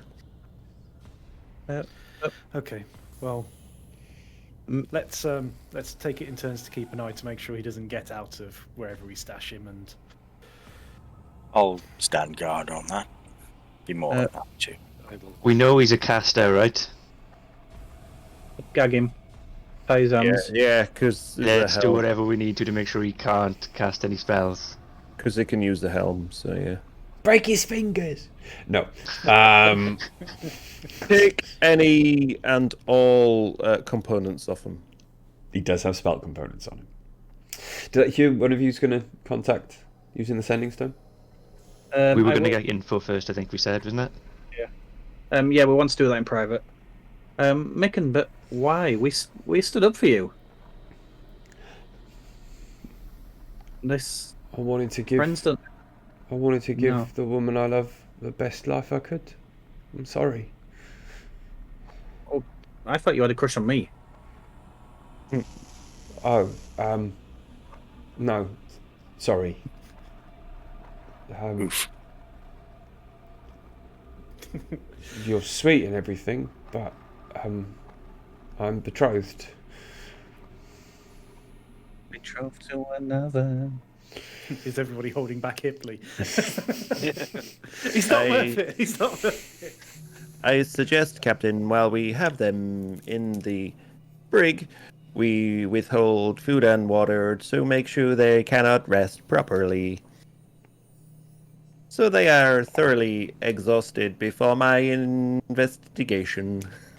Don't do it for too long, though, because exhaustion will literally just kill you. Just enough to give them How disadvantage. many levels? Like 6? 6 exhaustion just outright kills you? Yeah? Well, Okay. you said he's already got 3. Yeah. So Yeah. even a Maybe- night's rest, it will be maybe fine. just He'll still another be at 2. disadvantage. Early level 2. He's already got 3. Oh, okay. Yeah. I'll he's- You only need 1 to get the disadvantage. Okay. Okay, fair enough. That's fine. I'll meet Retcon. you all, up. I'll meet you all at the brig. I'm going to wander up to my chair very slowly and tiredly. I'm going to check over my chair and make sure everything's in order. Okay. Yeah, that's a good point. Roll me Arcana or Investigation. Is detect magic still up? Detect Magic my is not still up. Cast it again, cast it again, cast it again. Thing is, the chair would just glow It's just anyway. gonna light up like a Christmas tree. But there must be 2 shades of Christmas trees. You've seen a Christmas tree? They glow with everything. This is a bad analogy. What was your roll, Hipley? Do I get advantage because it's my chair? It's a chair. And you're probably still at disadvantage. And you were That's why- definitely, yeah. That's why. That's why. So I got a natural 20 and a 4, so that'll be a 7. Okay. There does not appear to be anything currently wrong with the chair. Okay, I'm going to sit in it and I'm just going to give the ship a once over and make sure we're on the same course we were, and then I'm going to pull out the sending stone and... does it work like sending? Bear with me 2 moments. Yeah. I think it is exactly that. Just to the. You can, yes, you can basically cast the spell Sending from it. Depending on how many charges it's got, I think. No, It's once a day. Okay. It cannot be used again in the same fashion until the next dawn. It can, however, only talk to the stone it was paired to. Yep. So I'm going to send a message over it. I'm going the thing is, who has the other one? 25 words, is that right? Tato, isn't it? Bosun Tarto. Tartho? Tato. Tato. Okay. Obviously 25 words. Hipley of Titan checking in. We have a problem. Sabotage. Officer Ryback deceased. One in custody. Please advise. Mention. What's his 7 face? words. 7 words left. Mention. Kane or wherever it was. Saboteur mentioned McCain as Hira, Employer. Instigator. Employer. instigator, whatever. Okay. Saboteur, yeah, something like that. You got 2 left. Go on, say it. You pooping? Not Hipley. Love Hipley.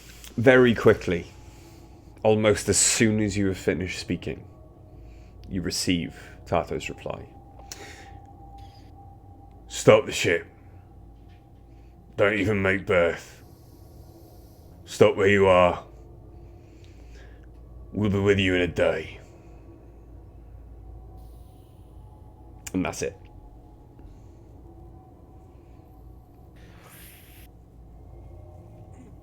Okay. And as you all then rest, I will ship and wait for the others. yeah, as you all rest, take stock of the events of what's happened and the loss of Officer Ryback and what that might mean to you and to... It is a pity that possibly the most loved officer in the academy, loved by all of the cadets, all of the sailors, who already have a terrible Terrible kind view of of Yars. grudge against at least one of you, managed to pass away on the first mission you guys got sent out on. Yeah, but we have the guilty pie. Still did it under your Wouldn't watch. want to be Micken. But as you consider these things, we're going to take a quick break there. At We're the gonna end start. of this quick break, everyone There's gonna be a might quiz. everyone might seem a little bit more hench. Because they took so long to get through the content of the first part of this chapter last session and actually did this bit quite quickly, we're going to level up mid-session. Woohoo! So everyone gets to roll some hit points. But yes, we will be back in 5 to 10 minutes, but we need a quick bio break. So don't go anywhere. We'll be right back. See you in a Quite bit. an eat, Lou.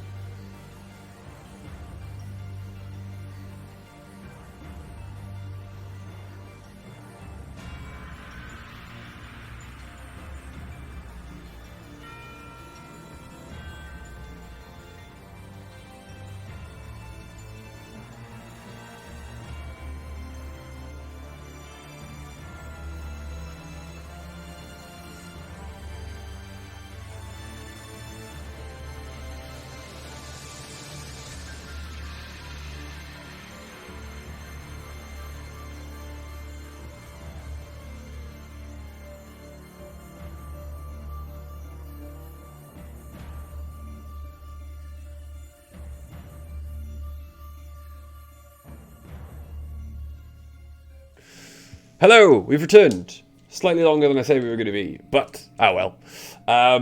Sorry. Hello. Welcome back to part 2 of episode 5 of Spelljammer Academy Hot Shots Part 1. Yes, so where we left off,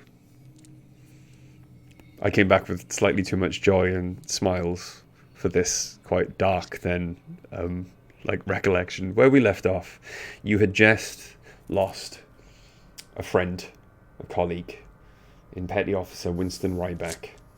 One of the only other gifts you had met. And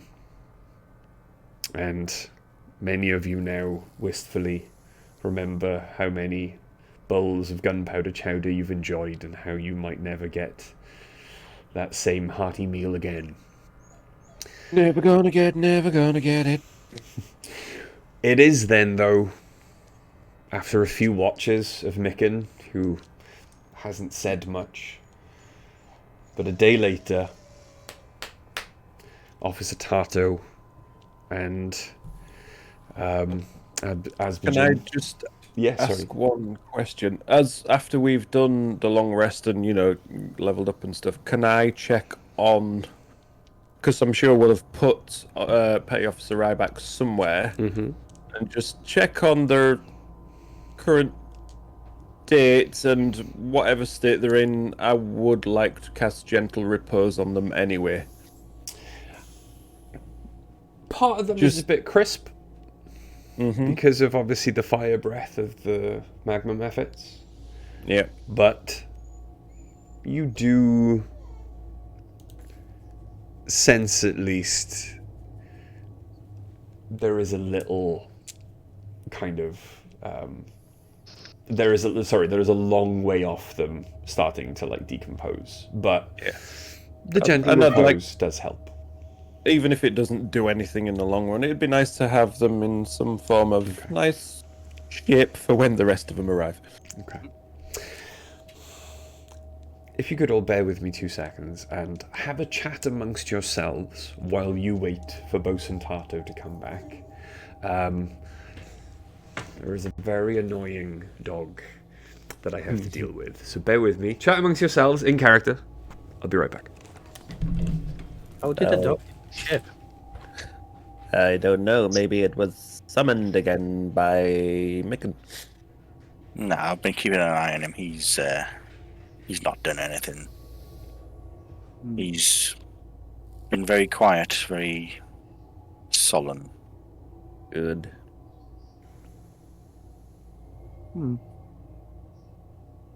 What should we ask of him when and if we have the opportunity to do so? Who this fiance is?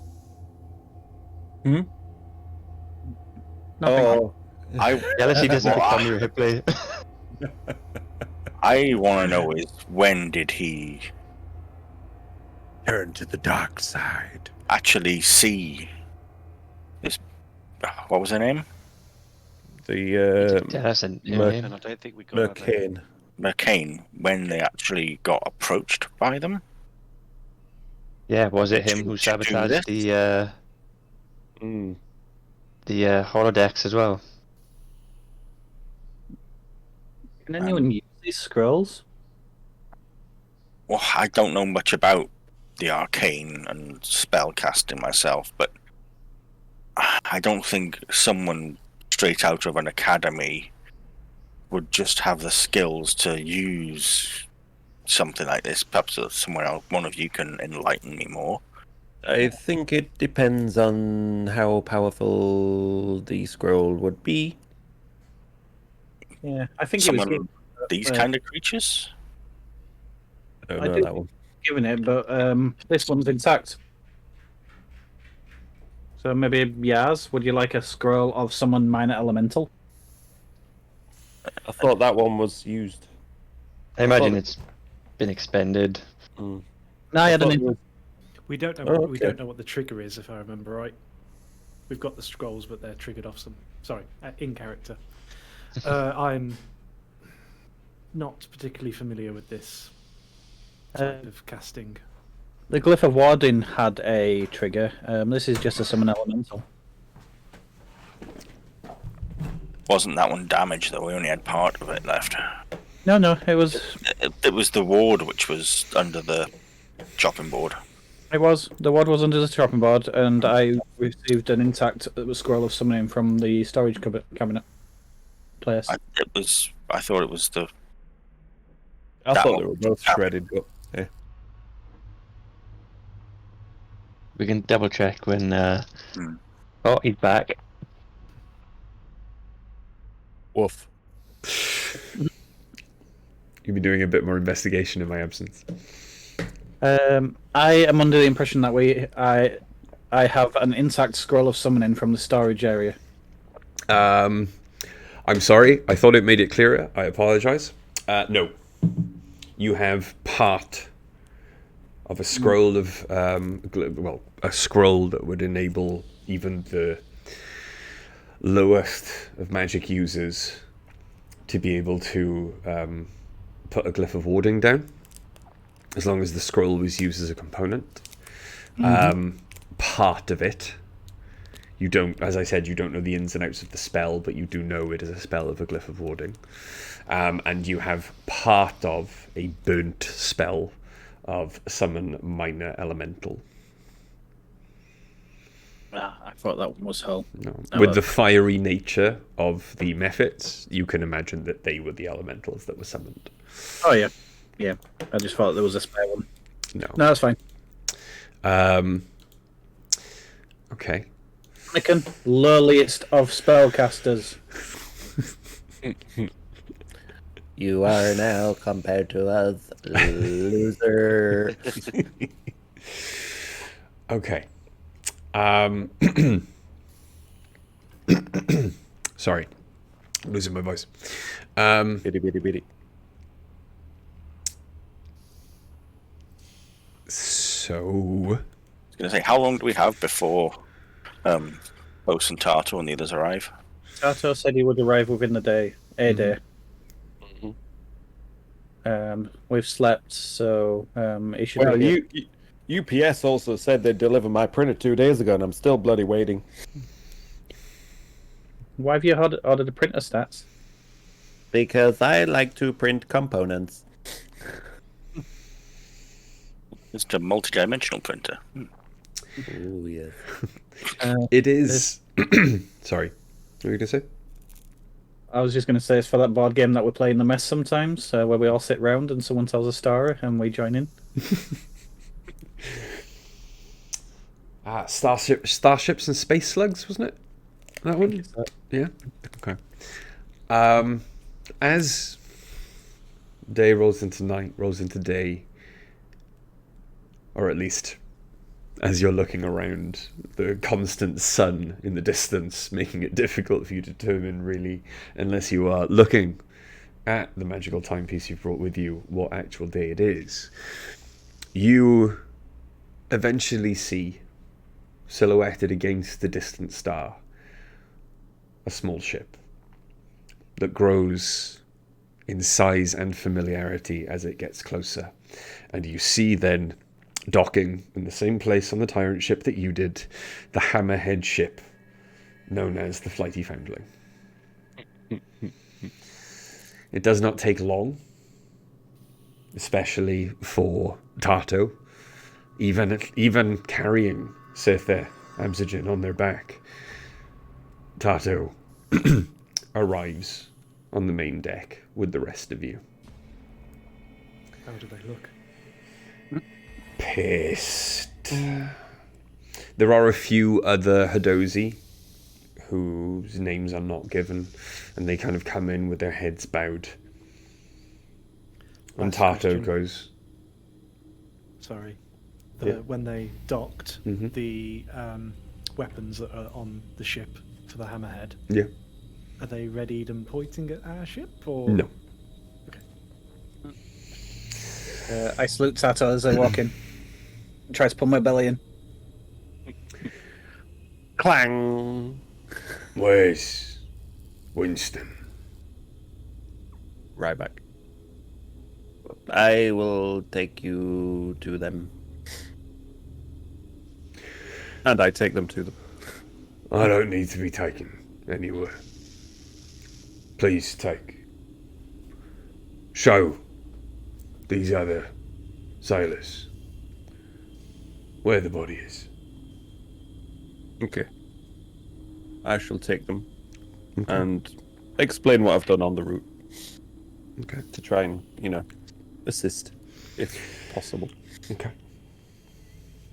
And as then you are left with Jest, Tarto, and Sether. Sether looks at you all. Please,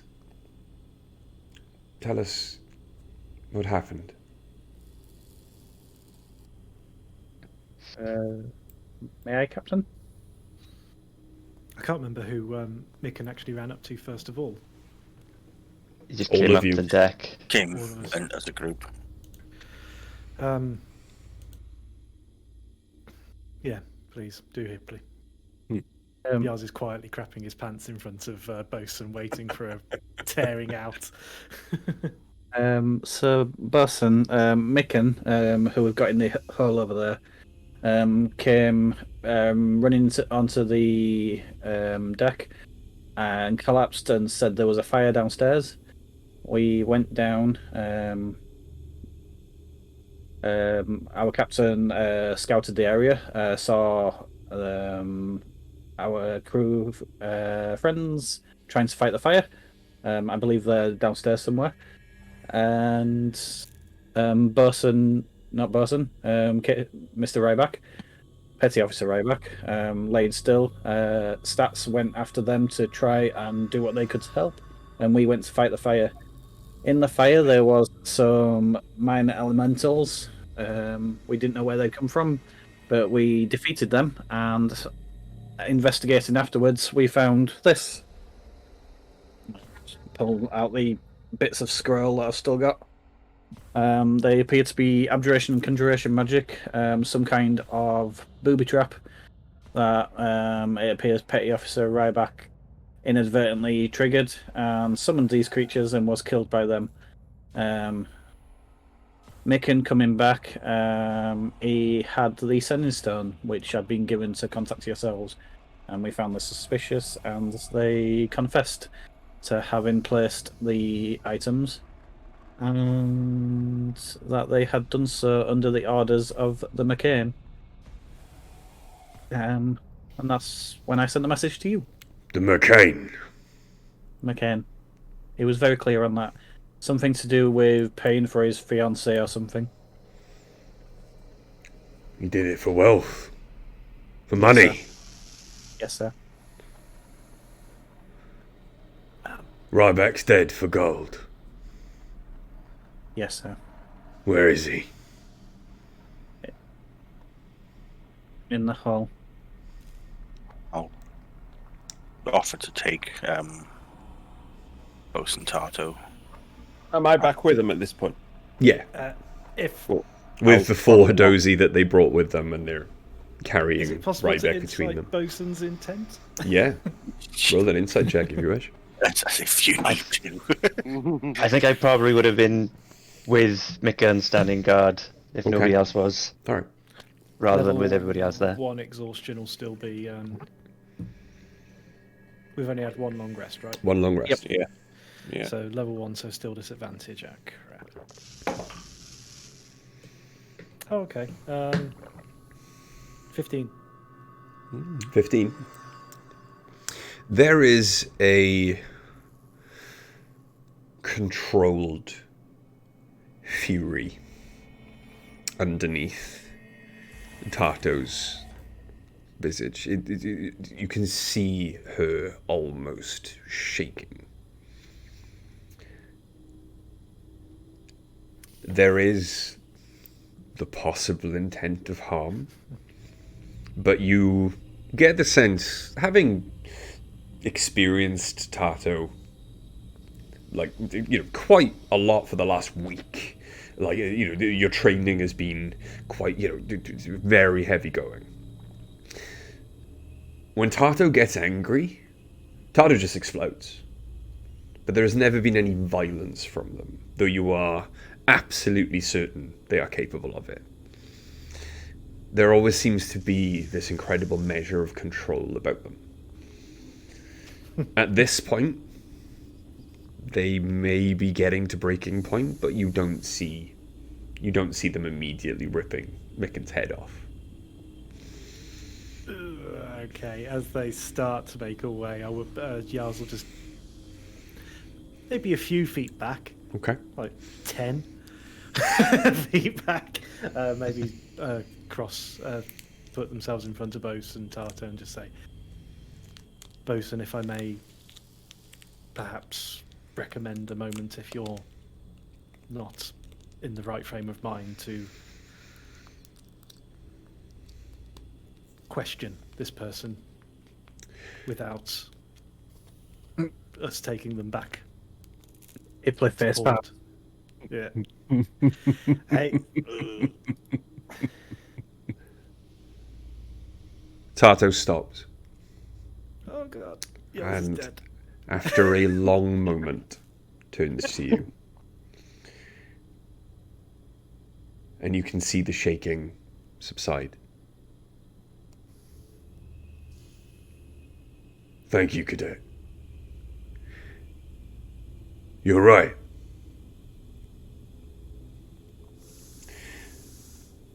A moment now. Not hurting anyone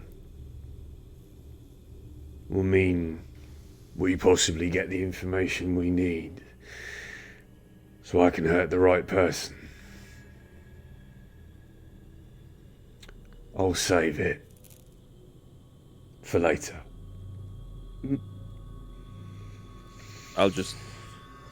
I can possibly help with any questioning that you might do, Bosun. We have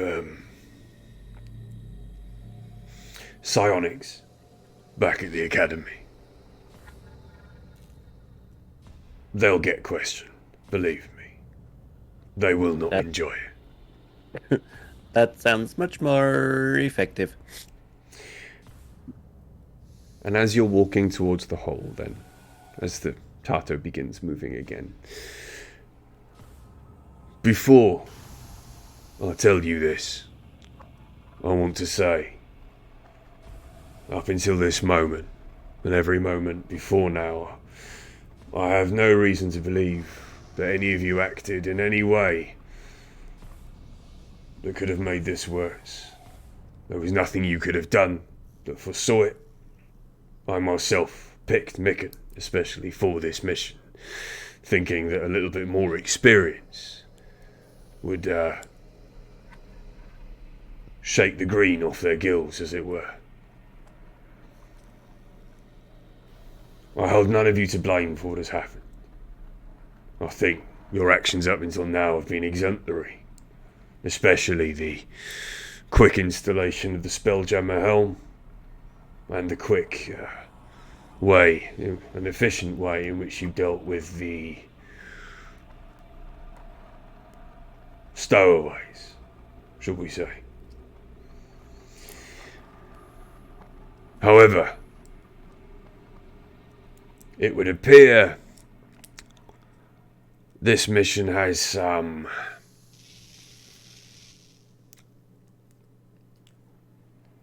levels to it that we did not anticipate. There's a reason you're not meant to get to Hakatha and recover that asteroid. So Sether and I will be joining you. Oh, goody. Not to take over. You can carry on running your ship as it were. We are merely advisors. If that is okay with you, Captain. And you notice that previously he called you Cadet, but now, in this decision... previously she called you Cadet, but now, in this decision, even if it is only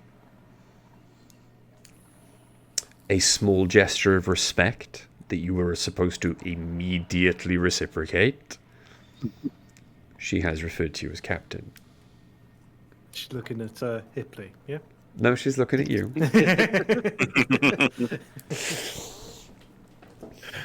We welcome all the experience we can get. Hipley's kind of leaning past his shoulder behind him, going, You get to the hull. Tartar kind of looks at you, Fang, gives you a nod, and then points at the hull. And using the dexterity and strength and the reach that only Tarto could have, just grasps the edge of the hull with one arm and just immediately leans into the hull, almost their full body, and with one hand and one arm just grasps Micken by their bonds and just drags them up and holds them up in the air, back in the corridor with you. Micken is shitting themselves. What is that smell? The tears this time are definitely real. They're not laying this on thick, but they are silent, shocked, you're struck dumb by terror. And Tardo just kind of looks at him.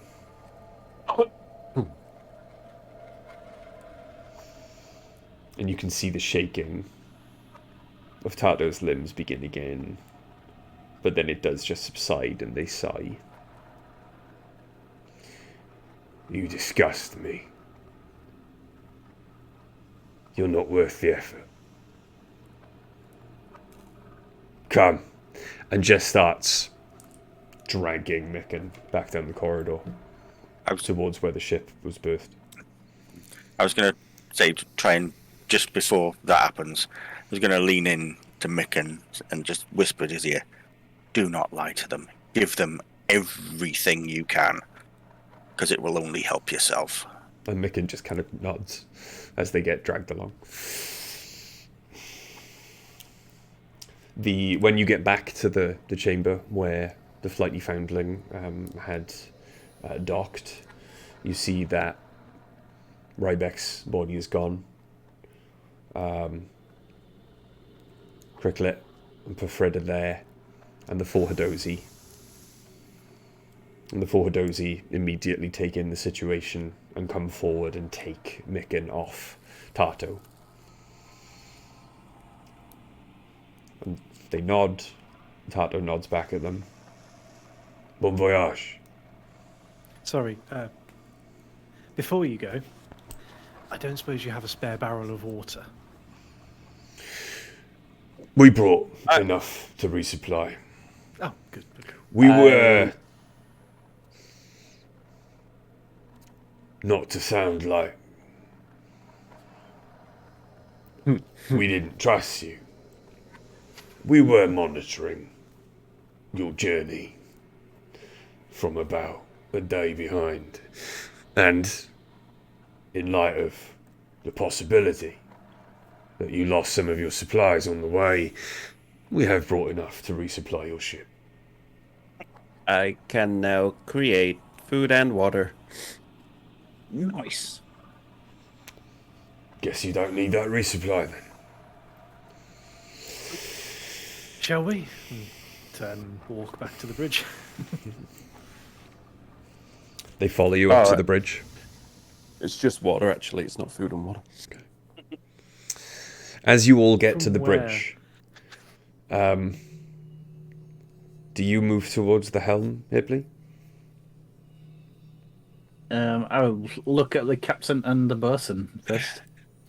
At this point, being as we've been travelling so long, you don't have to check with me every time. You're the you're the one in the seat. So, you sure that you are the captain? Plus, you need to tell him where to go. Yeah, go on. Yeah. We've got a navigator for that.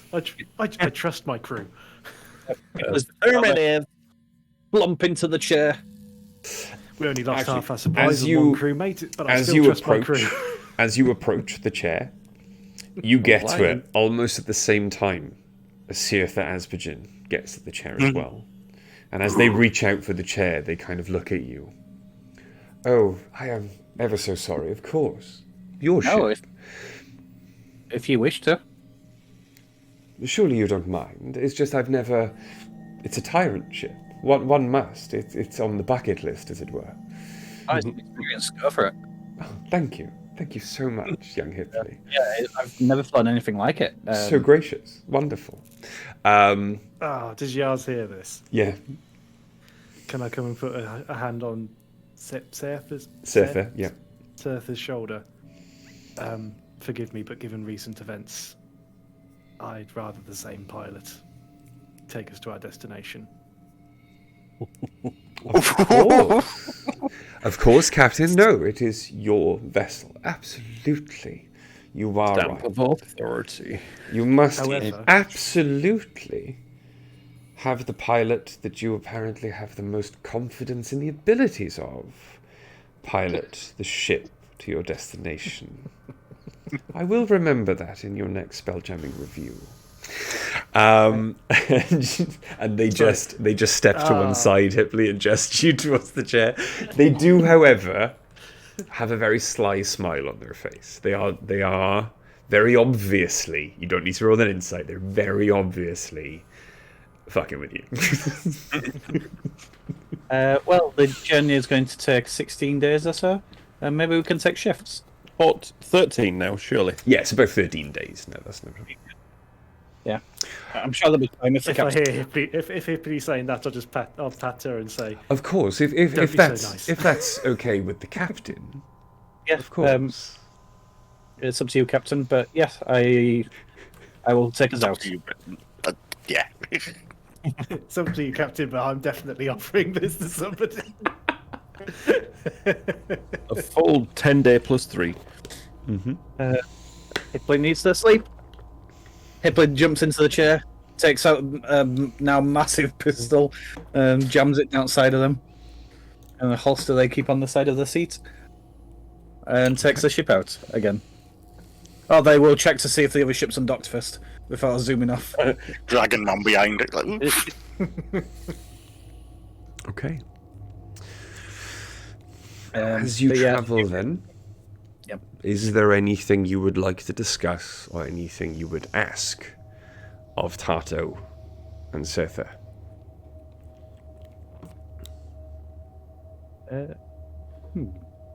I've got something I'd like to do partly through like a day or so after we leave the other ship behind, just gather everyone at evening meal or whatever and pour a round of drinks and kind of go to Petty Officer Rybet and kind of like have a little bit of a toast and kind of like talk about like, you know, the gunpowder chowder and like that first taste of it at the thing, kind of like do a kind of an evening of memories.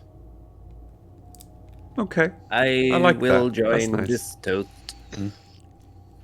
Okay. Hipley twisting off the part of one of the bullets and is sneakily pouring gunpowder into their food. You see, during this meal, then, where there are many stories told, especially by Tato, as it appears that Tato and Rybeck, before they became instructors in the academy, sailed together through the astral sea for many years. In fact, it is then confirmed, not by Tato, but by Surtha, that the person who came up with the name for the dish, gunpowder chowder, was actually Tato themselves. Though the many rumors and myths about the academy name like many other different cadets who've come up with this name before, it was in fact Tato while Rybeck was serving as the chef on another ship. It was there that they met Surtha, and Rybeck in fact was the matchmaker between Surtha Asbjin and Tato, and it is to Rybeck that they attribute their 10-year relationship. And you can see tears in Surtha's eyes. And Tato, very uncharacteristically, at the beginning of telling these stories, set their cigar down. And for the first time in the last week, you see that cigar go out. Because they do not pick it up for about 3 hours as they just sit there and tell you many, many stories about how they accidentally poisoned their captain, about how keep that in mind. They got taken over by pirates, but because they'd said so much, like many good things about gunpowder chowder, Rybeck made gunpowder chowder, and the reason they took the ship back from the pirates is because all the pirates had dysentery. To which Rybeck swears blind they didn't actually add anything different to the gunpowder chowder. It was just a reaction the pirates had. And they swear blind under oath that they didn't add any poison. But everyone else is used to it by now. Towards the end of that night, then, Tato and Sirtha do seem the happiest that they have in days, having lost their friends, but being able to remember how much that friend meant to them. And at the end of it, it has not gone unnoticed, Duke, that you were the person who arranged this and first poured that first toast, at least. And Tato does put their hand on your shoulder. And it appears like they are very small grunts and screeches to the rest of you, anyway. But does, in Hadozi, thank you. And it is a very... You can't really put it into words or translate it back to your crew members. But it is a very spiritual, heartfelt word of thanks. It is an offer of trust and companionship and friendship. And you are touched by the gesture. You didn't need to translate it. I can actually speak it. Can you speak Hadozi? How one of my languages. Okay. Okay. You get in the native Hadozi accent. What does it sound like? It sounds like you've stepped on a monkey. Yeah. You get the gist of it, Bobby, but not the weight behind it. Yeah. I can understand it, but not fully. Yeah. I'll just give it a nod. But yes, that day passes. Well, most of it was uneventful. Most of you doing dull tasks around the ship, clean it up, get the stench of smoke out of the way, sift through any autognome parts to see if there's any salvageable materials. I want to set Wizpop on a task, with, to keep their engineering. See if they can construct something useful out of the parts that are there. All right. The parts of their dead friend. Yes. Yes. Okay. Put them to good use. Oh shit, that's another order. Anyway. Okay. Put them to good use. But yes, than just And is there anything else anyone would like to do before you get to Hakatha? Yeah, I would like to take out Zone of Truth again, fuck's sake. I'm going to wait until the captain is busy elsewhere, and then I'm just gonna get Surfer's attention. Surtha has been waiting for this moment. Surtha has not left the command deck the entire trip so far. At the same time, the captain is going for a chat with the bosun. Okay. Yeah. Surfer! Okay.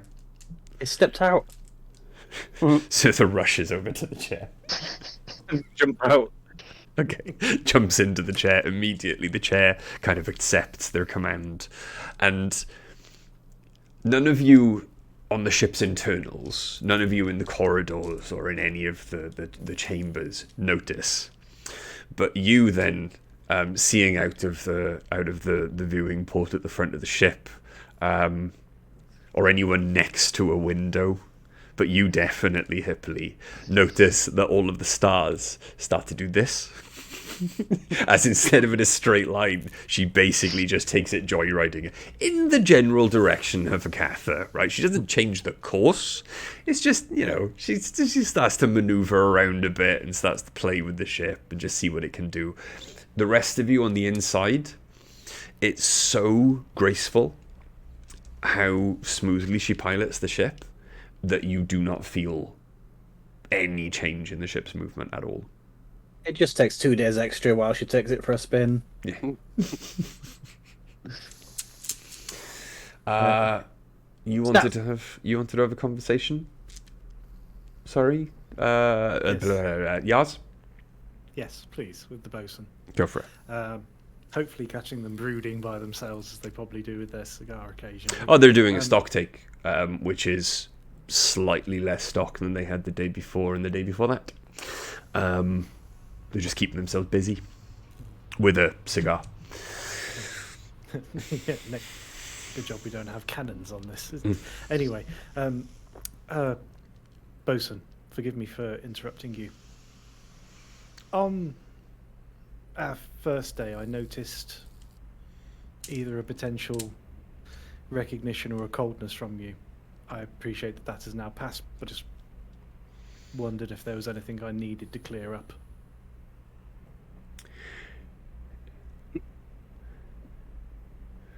When your family contacted the academy, there wasn't a one of us that wasn't the least bit shocked that the Xerixian Empire had reached out, or anyone from the Empire had reached out, especially someone so prominent, should we say. And when the offer of a son to train in the academy was made, well, there was a vote as to whether you should be allowed in.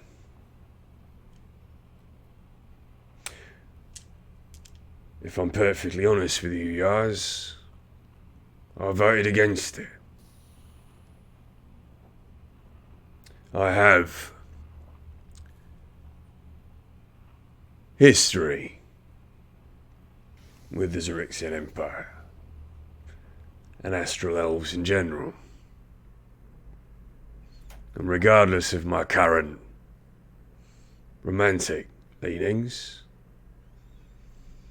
I find it difficult to trust others. Other astral elves, at least. You, so far, have shown me nothing but respect, deference. You complete every task well, if sometimes a bit slower than others.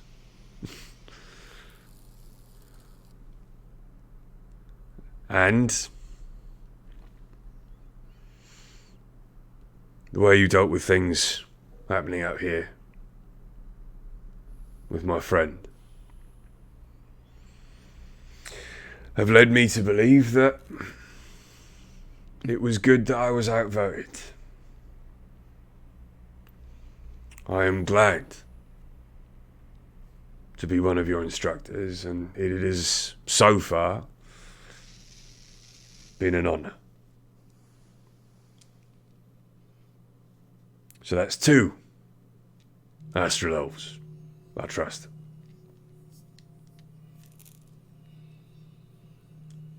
It's been wonderful to be instructed by you, and not only do I appreciate your candour, but also knowing Father, I potentially would have voted against my family attending here as well. I'll leave you to your stock take. I'm worried that Hipley might be misbehaving with Surthrop on the bridge. Excuse you? They better not be. Yes. We are not our parents. And if it is wrong to emulate them or seek their favor or their respect, if they have not earned it, we should not do that either.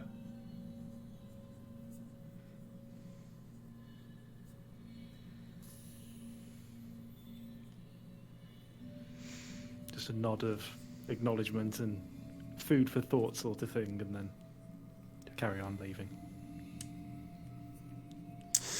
Okay. Cats. Tell me when he's coming back. Affirmative. Keeps an eye out. He comes back. Flying back up there. Have you got like an alarm on your... I have now. Excellent. Stats, I know that alarm. What's going on that bridge? Sorry, Captain. It must have been a false alarm. For the rest of the trip, Bobby and Fang. Fang, you had something you wanted to do? Yeah, two things. Okay. So, one, again, when the captain's not around, I would get Hipley and Surtha to maybe teach me how to fly.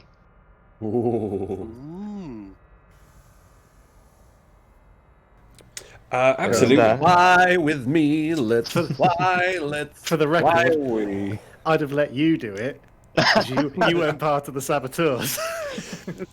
Absolutely Just no go- problem at all. Surtha, after a small display of your newfound magical abilities, is more than happy to have a new student, as even joyriding around in a tyrant ship for the first time has become very boring after a day, but is more than happy to lend their expertise and help you in any way you can. And over the next few days, it does become almost as easy as walking. It is that extra kind of bodily function that you just instantly can do. As soon as you're sitting down, you understand that you don't even think forward, but the ship just starts to move in the direction you want it to.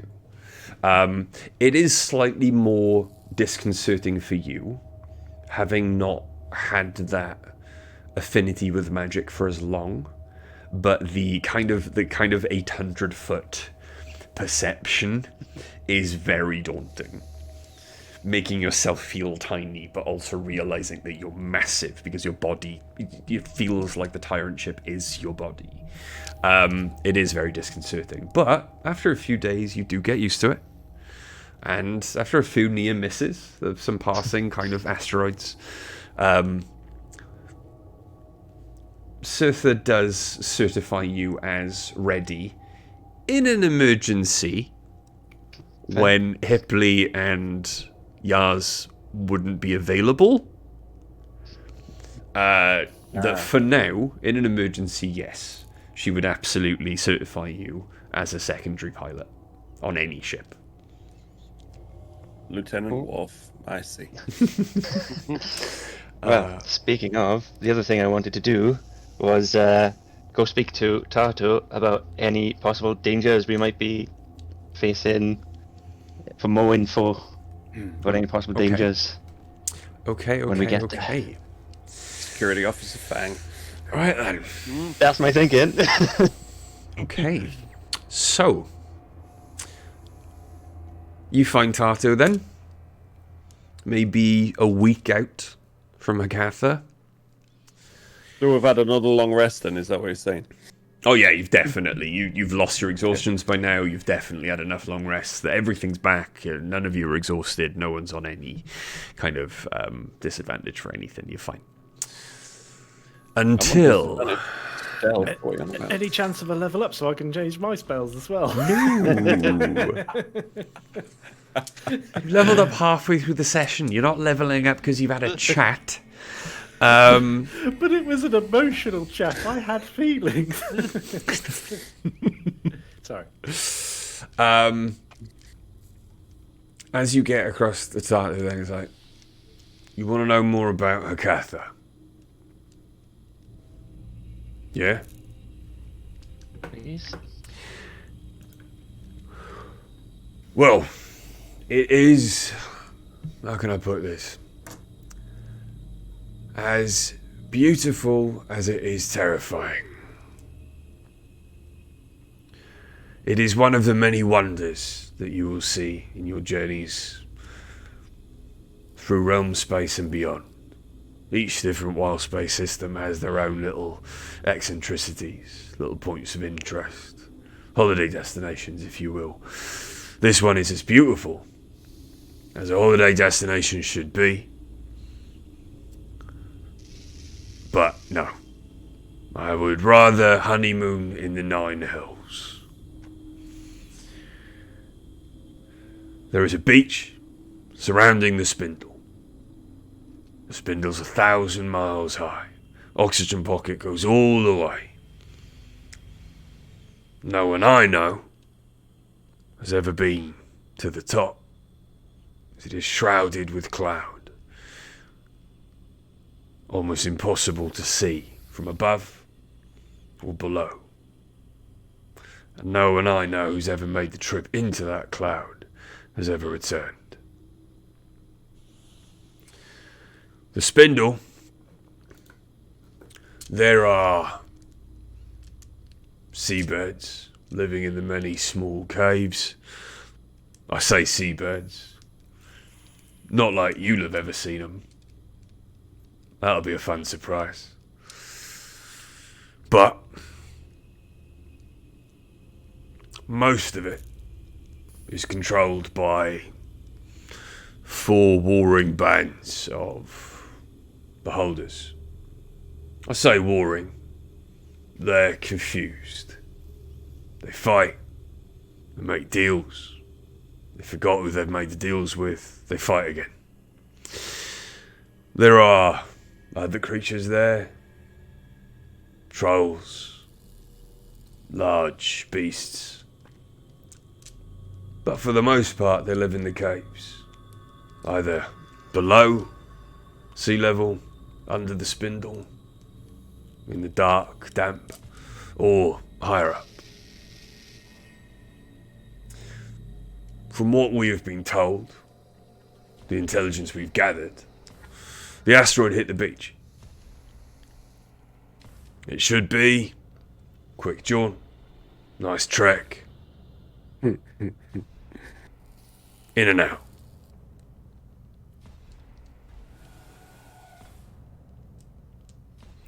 As it happens, Oh, okay. just in case it's not a nice jaunt, I want you to take this. And hands you one of the pair of sending stones. Cool. We'll keep the tyrant ship just off the side of the spindle, as far away as we can, so as we don't get noticed by the residents. If you need us, we can be there in moments. Use a stone, and we're there to help. Should you need us? Put that away safely. Is there anything else? Can we expect the residents to have any interest in this asteroid? Well,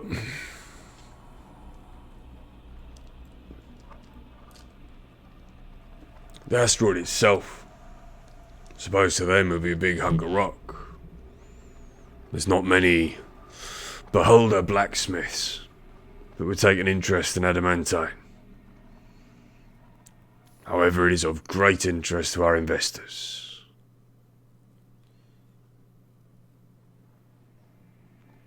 So, if ownership does become an issue,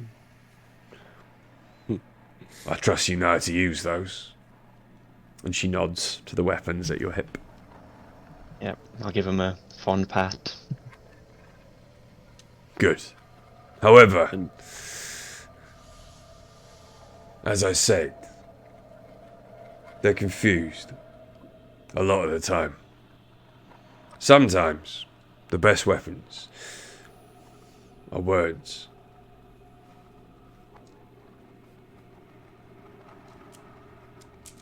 Keep that in mind. I tried that. They didn't understand me. Anyway, get back to work. Yes, sir. Go. That's everything I wanted to do. Thank you. And Bobby. I'm just gonna have a look around all the supplies we have on board, see if I can find anything to concoct some toxic substances that I may use. See if I can put anything together that way. I've been mostly just keeping to myself. Okay. Um, Roll me nature or investigation.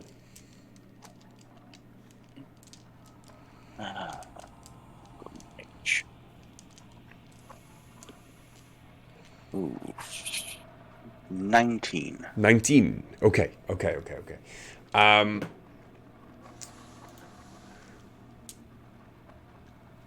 With that, you can see over the many days keeping to yourself, investigating every nook, cranny, hiding space in this entire, the entire tyrant ship, you do find a small room off to one side that has not been heavily explored. Its entrance cast in shadow, blending in perfectly with the rest of the rock around it. Inside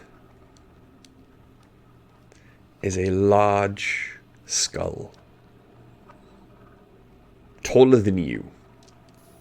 The bottom jaw of this skull still attached, the many, many jagged teeth, like a shark running around it. The strange thing about this skull, though it looks like it's been cut from the head of a giant, is that the singular eye socket is empty, staring out at you. Not singular like a cyclops that you've seen pictures of, where there is a small eye at the center of their forehead. This skull is almost entirely eye socket and mouth. Now, you've heard of beholders. This one, however, does have strange black and green fungus growing up and around it, as if it's trying to absorb the skull. The fungus probably coming from the decay of the beholder itself. And as you enter the room, you begin to smell familiar, acrid scents. Poisons, if you will. You know that with about a week, you could probably make some quite nice poisons out of this. To coat a blade, or slip into a drink, or... I gotta do a drink. There's always a way. Possibly turn into a vapor. Ah, shit. Oh, wait, no. You didn't breathe. No, don't breathe either. I have, Biggie, just to let you know, written the stats for a magical 30/30, so just throwing that out there.